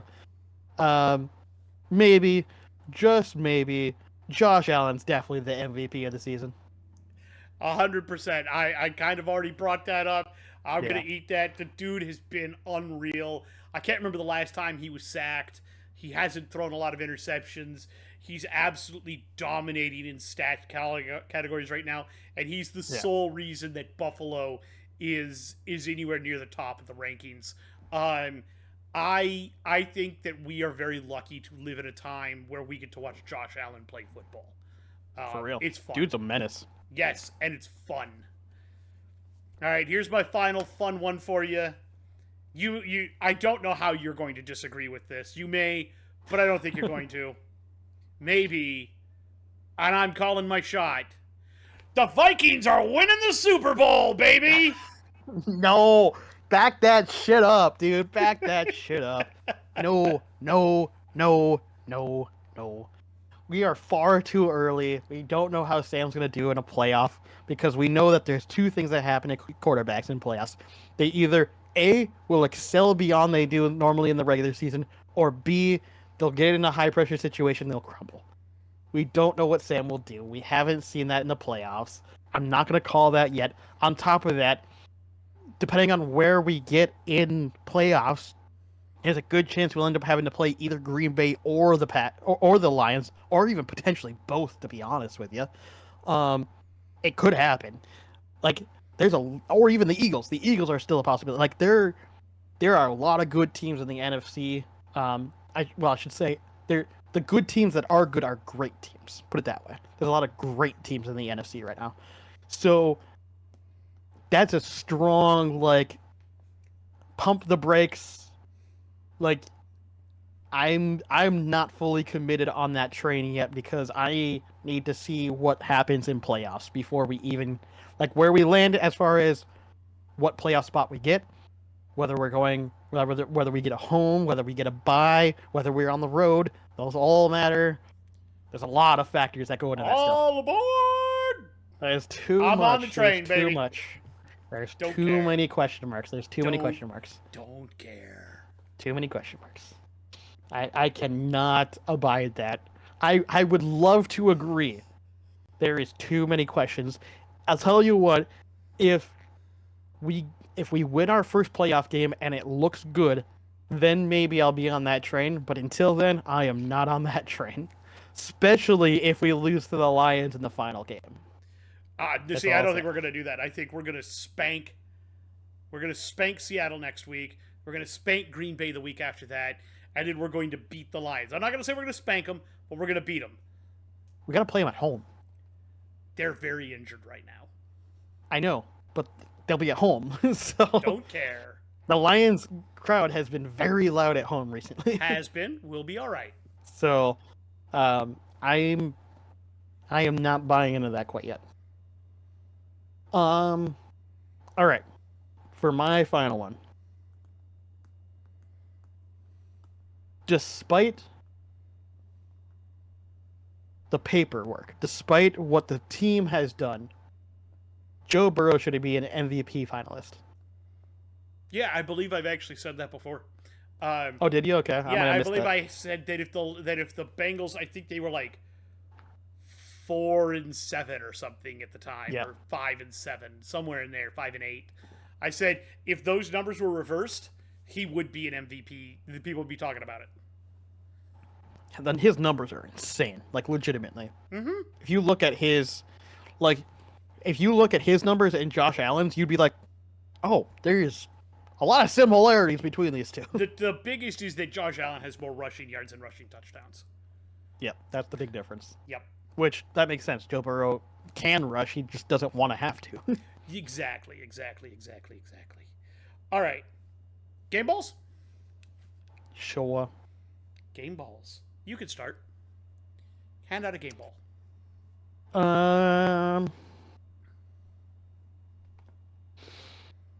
Who do I want to hand my first one out to? I have so many options. Who do I want to first hand a ball to? I guess I'll go with the easy one and just give it to Josh Allen. That's fair. I'm going to take another easy one. I'll take the other quarterback from that game, Jared Goff. Damn near 500 yards and 5 touchdowns. You still lost, but wasn't because you didn't play hard. That's fair.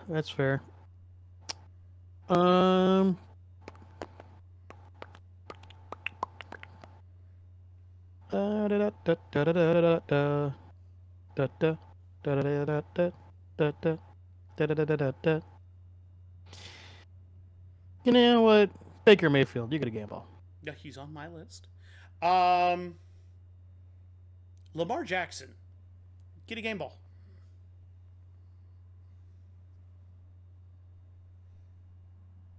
That's fair. That's fair. Do let's see here.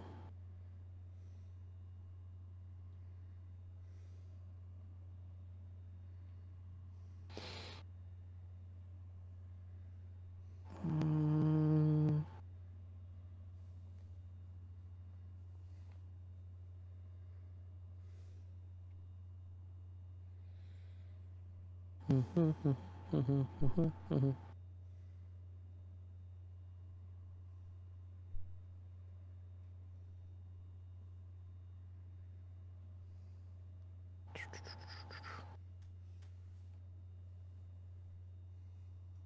No, that's not the one. Debating. I got a couple options, so I'm debating on which ones I like the most. I understand.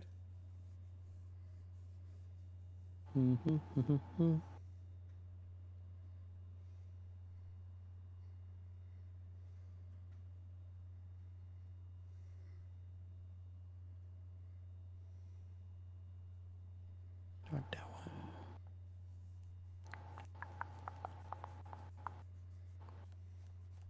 Yeah, screw it, Devontae Adams. That was one on my list, and now I have to find another one to give a game ball to. Got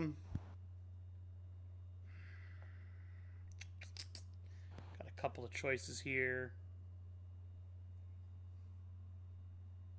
You know what? I haven't done it yet this season, so Josh Jacobs.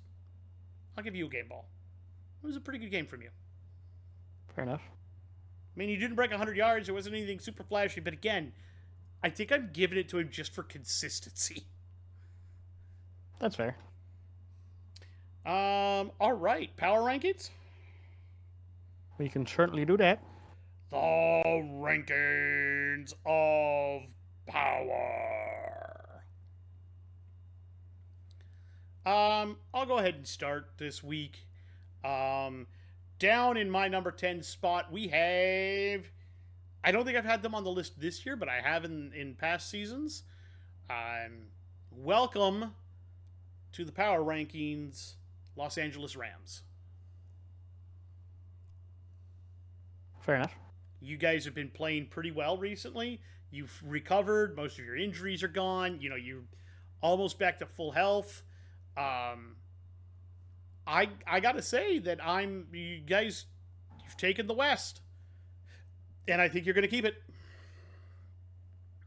I think you guys are gonna win the NFC West, and I think you're going to the playoffs.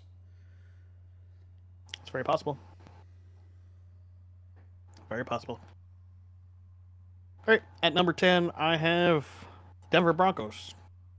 They've been playing pretty well. They haven't been as impressive as I would like them to be, obviously. Honestly, it just comes down to the fact that I think there's just obviously 9 better teams than you. So, They're like number 11 for me. yeah, that's fair. Number 9, the Houston Texans. I do believe they clinched the division. So, congratulations. You're not. Honestly, they're not on my top 10. I didn't put them They're on. only at 9 because I do believe They also barely won that game. We'll see, but yeah, they are at 9 for right now. They could fall out again just because. Yeah, It was either them or the Buccaneers, and I was like, yeah. I'm curious who else you don't have on here. I guess we'll see. Number 9, I have the Commanders. I mean, they barely beat New Orleans, but at the same time, New Orleans should not have had that last second touchdown either. So it should have been not as close as it was. And you know what? Jane Daniels is still playing stellar football. That defense might be a little suspect, but can't complain about that offense. They are another one that is not on my list right now. Ah, gotcha. At number 8, I have the Steelers. You guys did get beat, but you got beat by another team on this list. So you're still leading the North. You still have a chance to walk away with the North. You've Maybe. clinched playoffs. So we'll see. I think if you beat Baltimore this week, you clinch the Yeah. playoffs. Yes. Or you They'll clinch they'll the they'll have division. they'll clinch the division if they beat They'll the clinch the Ravens. Yes. division.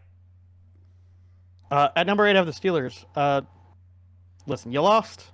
Um, and while you can clinch the division, I think that game is going to be hard. Oh yeah, I yeah. don't honestly believe you to take the North, but it's possible. Um, and that's simply why you're here. Like, if you're going to flub a game that bad, you cannot play that way against the Ravens because they will torch you. They will. 100%. But then again, for some reason, the Steelers are Lamar's kryptonite. We'll see if that holds true. At number 7, I have the Green Bay Packers. Look, I'm very disappointed to continue to have to put the Packers on this list, but they keep fucking winning. Um, and it wasn't winning by like closeness. They pounded Seattle into the dust.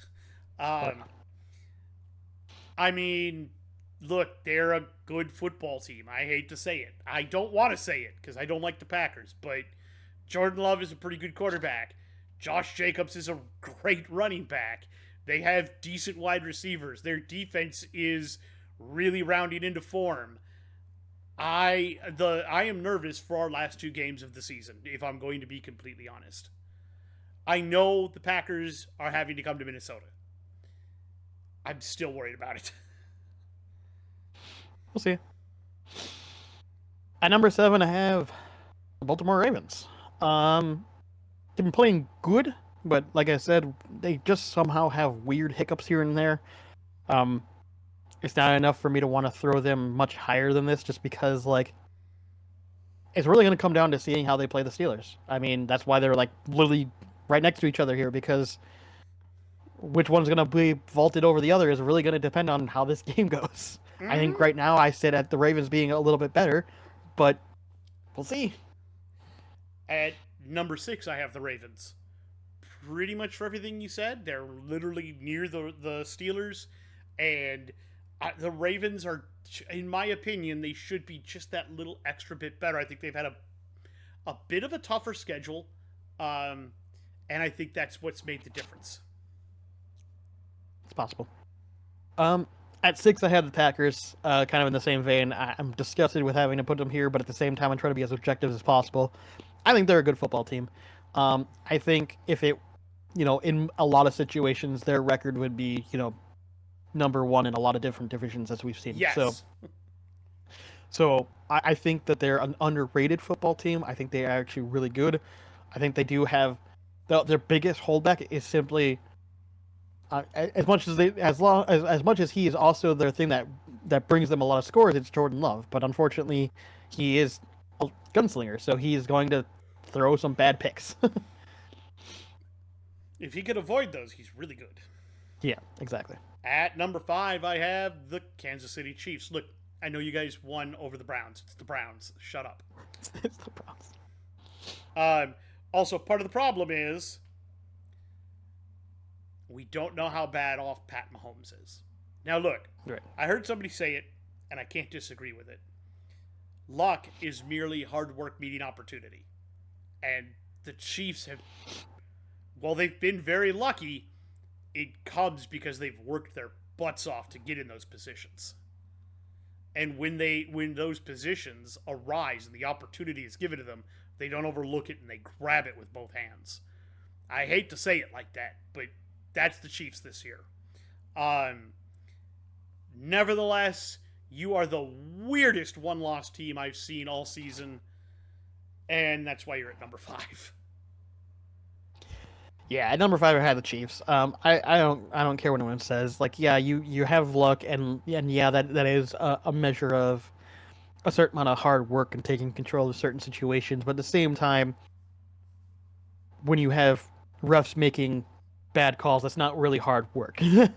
So that's all I'm gonna say on that front. Now, as far as like the blocked field goals and stuff, yeah, that's just hard work on special teams, finally being able to produce at the right moment, at the right time. Not going to disagree. But they've had too many of those things go that way to the point where it's hard not to look at it and go, yeah, you probably should have lost more of these games, and you should be probably more like a 10-win team right now. Like, you're not bad. You definitely should be going to playoffs, no question. But, like, you're not as great as that record would indicate you are. Mm-hmm. At number 4, I have the Bills. Um, 48-42. You almost lost that. But thankfully, you have this dynamic guy at quarterback named Josh Allen, who, who as long as he's playing, will keep you in every single game you play. But yeah, you guys are one of the best teams, if not, to me, the best team in the AFC right now. If I had to pick a Super Bowl guy from the AFC, it would be the Bills. At number 4, I have the Bills. Pretty much the same reasons. I think the only issue they have, obviously, is going to be going up against the Chiefs in the playoffs. I think that's their biggest hurdle. It's going to be going up against the Chiefs before the Super Bowl. If they can manage to overcome them finally in playoffs, then yeah, I would agree that Bills are likely Super Bowl bound at this point. Number 3, I have the Detroit Lions. You did slip because you lost. You played well. You played your tails off. But unfortunately, that does mean you got to take a bit of a dip. At 3, I have the Lions. You guys played well, but defensively, you have some left to be desired. Obviously, I know that that's a lot due to injuries, but that's still matter of fact. They still has to take effect in my rankings. The fact that you might not have those players, and we don't know when they're coming back, and so you're gonna slip because you just don't have the personnel that you once did. Exactly. Um, Number 2, let's do 1 and 2 together, of course, because we all know how this is going to go. My number 2 is the Eagles. My number 1 is the Vikings. Yep. Look, the Eagles are playing incredibly well. I just think the Vikings are a smidge better, especially defensively. Their defense is nothing to joke about. They've been on fire for most of the season. There are some injuries, but they've overcome them. They've gotten great games, especially now that Hawkinson is back. You can definitively see how the middle of the field is opened up for him. You can see how they're moving JJ around to try to find more open space, and Addison is playing his tuchus off. For the Eagles, like, they won this one without needing a lot out of Barkley. They got Jalen Hurts rolling, they got AJ Brown rolling, but there's still something I don't like about it, and I don't know what it is, and I can't put my fingers on it. So yeah, I'm pretty much in the same boat here. I got the Eagles at 2, and I got the Vikings at 1. Here's the thing, and this is the thing that bothers me. So many people, and I've been reading media on it, and they're not everyone's this way. It's been much more split, and it's good to see that. But Sam Darnold has been so often, especially recently, like the most hated on quarterback, almost, it feels like at this point. Like the most done dirty by the media, because like there's so many people who still have that mindset of what he was like on the Panthers and the Jets and all that. Like, you need to let that go. That is not the Sam Darnold now. Like I was watching one guys that were talking about it, and being and so many places don't want to put the Vikings up as true contenders because, and quite literally one of them said because of Sam Darnold, and it's absolutely ridiculous because he tried to bring up the point of like, all right, we're going to playoffs. Which quarterback would you rather have, Sam Darnold or Jared Goff? Depends on the situation, doesn't it? It depends on the team. Like I'm sick of hearing this shit. Would you rather have Sam Darnold or Jalen Hurts? Well, in that question, I would absolutely rather have Sam Darnold than Jalen Hurts. Yeah. I've seen what Jalen Hurts can do. I don't want Jalen Hurts. So here's the thing about Goff that I'll say too. Goff just almost threw for 500 yards and 5 touchdowns, and his team still lost. Yeah. Like it depends on the situation. Depends on the team. We know Sam Darnold on some teams would not work. He's obviously clicked very well with this team.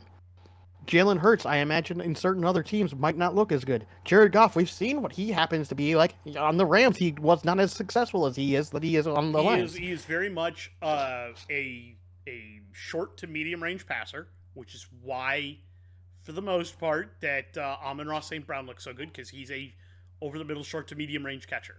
He's a route runner, with a fantastic running game behind him. Yeah. Let's be honest. Most of his yardage, most of the stuff for Goff comes to the running backs. Yeah. Now, if you were gonna give me the argument of would you rather have Josh Allen or Sam Darnold, yeah, I'd rather have fucking Josh Allen. I don't think anyone's gonna disagree with that. But the fact that you're trying to say that the Vikings should not have the number 1 seed because, Jared Goff or Jalen Hurts, like that was the argument that they're not gonna get number 1 seed because Jared Goff and Jalen Hurts. It's like that's the most batshit insane things I've ever heard. Exactly. They're not Lamar. They're not Mahomes. They're not. Yeah. Neither of these guys are anything like those. They happen to be on really good teams with really good setups around them.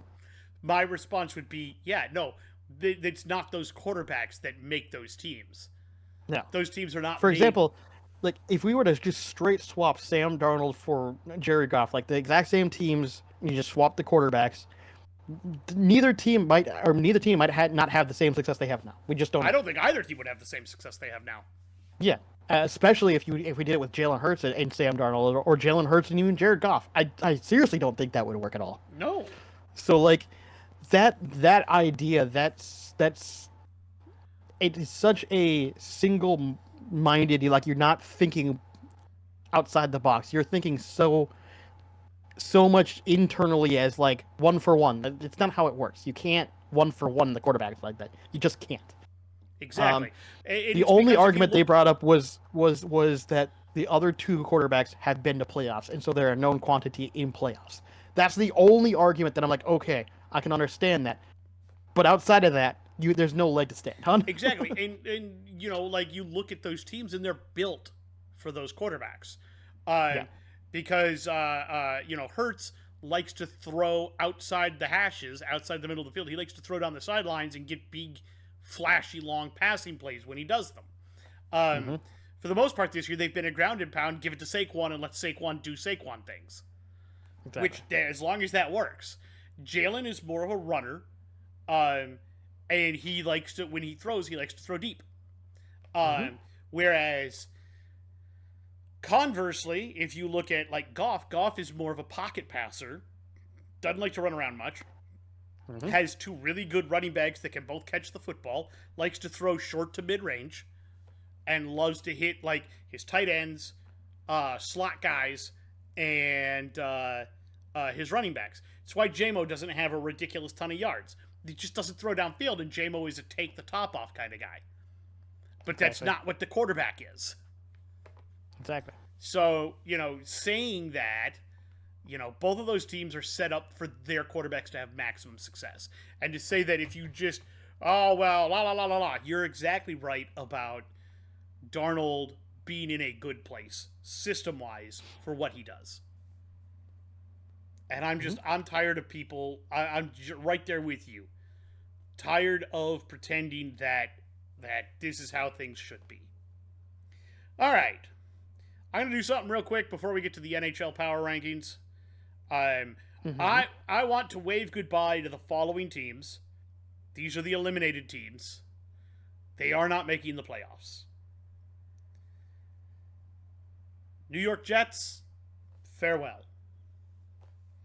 New England Patriots, bye. Cleveland Browns. Jacksonville Jaguars. Tennessee Titans. Las Vegas Raiders. Chicago Bears. And Carolina Panthers. You all are officially eliminated. Now, give out some congratulations. Congratulations to Buffalo, who has clinched a division. Congratulations to Pittsburgh, who has clinched the playoffs. Congratulations to Houston, who has clinched their division. Congratulations to Kansas City, who has clinched their division. Congratulations to the Eagles, who have clinched playoffs. Congratulations to both Detroit and Minnesota, who have clinched playoffs. And that is the only clinchers so far. So, Makes sense. I just wanted everybody to know kind of where everything is right now. But yeah, we do have division clinchers. We've had a lot of playoff clinchers, and we've got a lot of eliminations. And it's only going to get more insane in the next couple of weeks. Some of these divisions, especially in the NFC, might come down to the very last week. However, I feel as though if the Rams win this upcoming week... Oh, wait, we need to do next week. We do. I forgot. All right, let's talk about it, because I think some of these games will actually determine the outcomes of divisions. We start Thursday night. Broncos at Chargers. And it'll be a good game. Yeah. Broncos, Chargers have been playing like crap.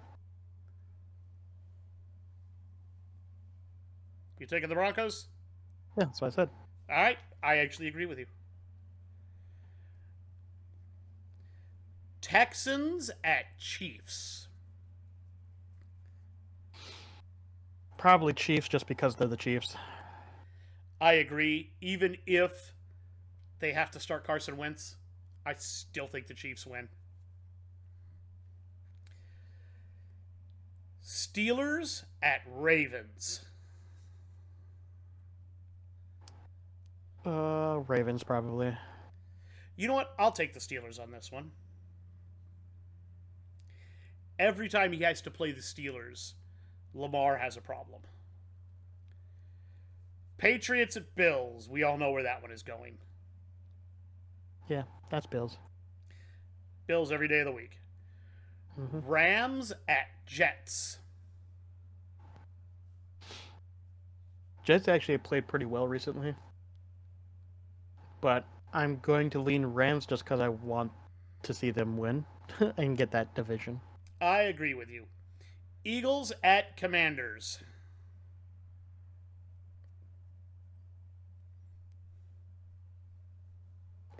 It should be Eagles, but I'm gonna actually go out on a limb and say Commanders. I'll take the Eagles. If they lose, though, it's totally because of Sirianni. I'm calling it now. One of the stinkers of the week. Giants at Falcons. I mean, Falcons probably, but if they lose, like, holy shit, that'll be really bad. I'm also going to take the Falcons, but I agree with you. If they lose that, holy fuck. Cardinals at Panthers.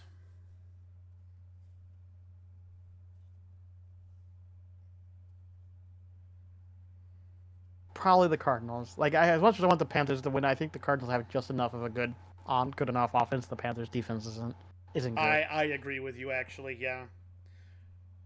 Browns at Bengals.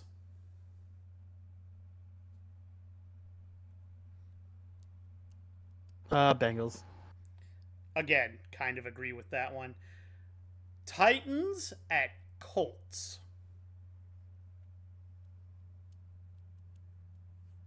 I mean, it should be Colts. Should be Colts.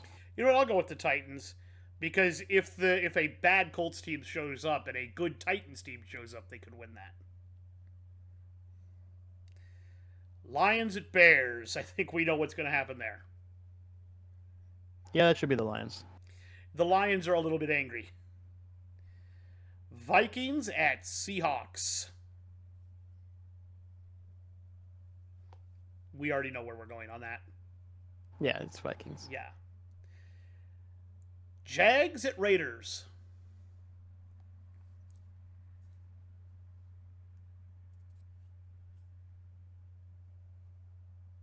Jags? I I guess. mostly agree, I guess. I don't like it, but we'll go with it. 49ers at Dolphins.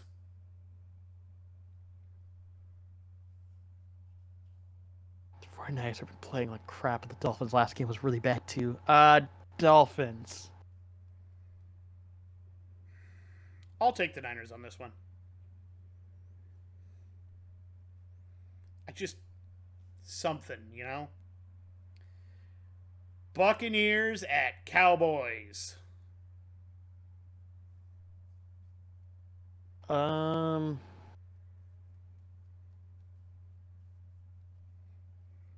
Buccaneers, I think. Me too. I want the Buccaneers to just put the nail in the Cowboys season so we can be done with it. Saints at Packers. Packers. Yeah. Look, I hate the Packers, but let's be realistic here. The Saints are not going to win that. No. Alrighty. NHL Power Rankings. Let's do it. At number 10 this week is the Dallas Stars. They currently hold a record of 19-11 with a total of 38 points, and in their last 10, they have been 6-4-0. Dallas is like, to me, they're like the bottom end of what a playoff team should be. They're just good enough to win more than they lose. I don't know that they're going to make a run this year. Number 9, the Edmonton Oilers, 18-11-2, 38 points. In their last 10, they are 8-2. Edmonton is starting to round into full form. McDavid is finding his stroke. Draisaitl is finding his stroke. Look, y'all got to be worried. Hyman is starting to come alive as well. This team is dangerous. We say it every year. They went to the finals last year for a reason. At number 8, the Toronto Maple Leafs, 19-10-2, 40 points. In their last 10, they are 6-4. They were really hot for a little while there, and they've cooled off since. Small problem is that their hot goaltender Stolarz is hurt. He has some kind of knee injury or something, lower body. So unfortunately, they're gonna have to play Wall, and I don't know who else they called up. I think Hildeby, but I'm not sure. Number 7, the Devils have fallen a bit. They are a total of 20-10-3 for 43 points, and they are 6-3-1 in their last 10. They're not playing bad hockey. They're just not dominant hockey right now. They're still probably going to go to the playoffs. They're still probably one of the best teams in the East. It's been absolutely fantastic to watch. Number 6, reclimbing their way in the ranks, is the Florida Panthers, who are currently 19-11-2 with 40 points. In their last 10, they are 7-2-1. They had an off period for a little bit, but they have found the stroke again. They're putting the puck in the back of the net. They're the Panthers, man. They're a wagon. Number 5, not moving this week, is the Winnipeg Jets, who are 22-9-1 with a total of 45 points. And their last 10, they are 4-5-1. Look, I understand they lead the NHL in points, but it is not impressive. The 4-5-1 is not impressive. You guys need to get back to the 7-2s and the 7-2-1s, 8-2s, stuff like that. You guys need to get, if you want to jump back up, you got to show me consistency. Number 4 is the LA Kings, 18-9-3 with only 39 points, but in their last 10, they are 8-2. They are playing fantastically recently. They found everything they want. Darcy Kemper is doing pretty decent in goal. They're finding all of the offense they want. This is a team that's going to be dangerous for a lot of people. Number 3, dropping 2 spots this week, is the Minnesota Wild. They are 27-4 with a total of 44 points. In their last 10, they are 7-3-0. They got beat just the other night by the Vegas Golden Knights, 3-2. They are going through a massive injury bump at this point in time. They just got back Brodin and Zuccarello, which is good. And then they lost Philip Gustafsson, which is not good because he's been having a great series of games. So they had to call up, I can't remember, Jacob Wallstedt from down in the minors. He made a start the other night. He looks good, but he's still not Gustafsson, and you can tell he's still very raw.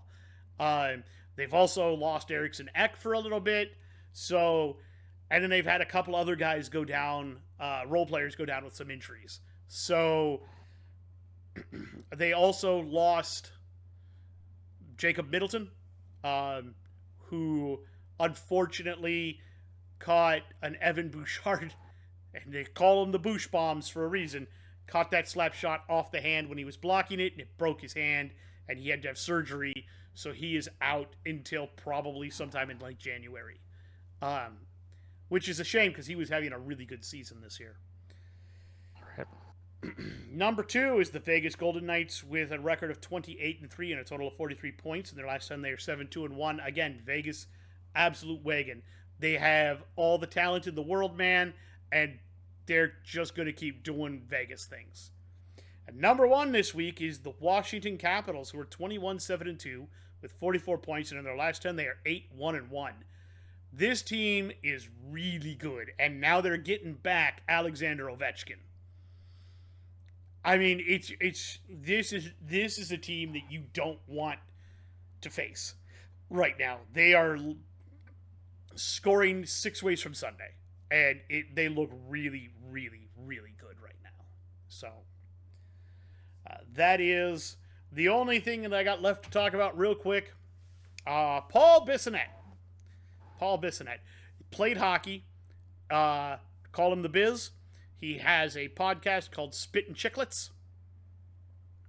Apparently, he was down in, I want to say it was in Arizona, and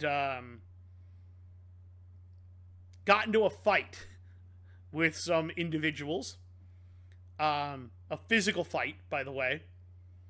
Apparently, there was a group of people who earlier in the day at a golf club had been very rude to people and gotten kicked out. They were quite a bit tipsy from what I can tell. They went to a nice restaurant that everybody knows, and they were being incredibly rude, and the general manager was like, look, if you want to be served, you have to sit down. And they were not wanting to sit down, and so Biz got involved and knocked one of them straight up unconscious. The rest of them tried to jump him, and he managed to get out to the parking lot. He got all the way out to a CVS. The cops were called. Turns out these guys may have had ties to organized crime. And also, I could be wrong, but I'm pretty sure he beat up more of them. I'm pretty sure he actually ended up beating up like 3 of them, I believe so. Something like if that. You've heard this story, yeah. He did manage to get several of them. They did jump on him, though. He took several kicks. Still managed to keep going because he's Paul Bissonnette. Turns out these guys may have had some ties to organized crime, and now they may be in some serious trouble. And in fact, his intervention may have led to the downfall of one of the crime rings. Hey guys, let's just go fuck around and beat up people after, getting all wasted. So now shit. I am rooting for Jake Paul or Logan Paul or whichever one of us does the boxing. Why don't you fight Paul Bissonnette and let him knock your ass out? I'm pretty sure that's Jake. Yeah, whatever. I know one of them is now in talks to fight in a boxing exhibition match. McGregor. Yeah, I don't even know if that's actually going to happen, because, apparently after the whole shit with Mike Tyson went down, a lot of people were so pissed that apparently he was talking about just, hanging up boxing, which, thank God, because you're not actually boxing. Anyone that watched any of that, so, funnily enough, I saw, and I can't confirm it because I can't go back and find it, but I saw a leak that claimed not only how it was going to go down, but showed the scoring, and I think it was damn near bang on, to the point where it's okay, this shit was fucking rigged, and it looked like it was fucking rigged. So that's all I gotta say about that. At any rate, I got nothing else. You got anything else? Nope, not really. So congratulations to Biz, fighting the good fight. For the rest of everybody, I hope that you have a wonderful week. I hope that everything goes very well for you. Whatever you want to accomplish, put your mind to it. We believe that you can do it. And we'll see you back here next week. If you like what we do, give us a like, give us a subscribe, hit that bell notification, so you know when we upload. Give us a thumbs up. Let us know that you like the content. This is quite literally a no-budget podcast. We do everything on our own, so anything you want to tell us, we're here to listen. So we do believe in you. Again, please give us a like and a subscribe. Help us grow. Help the channel do things. In the meantime, we'll say that everybody out there should stay bearded.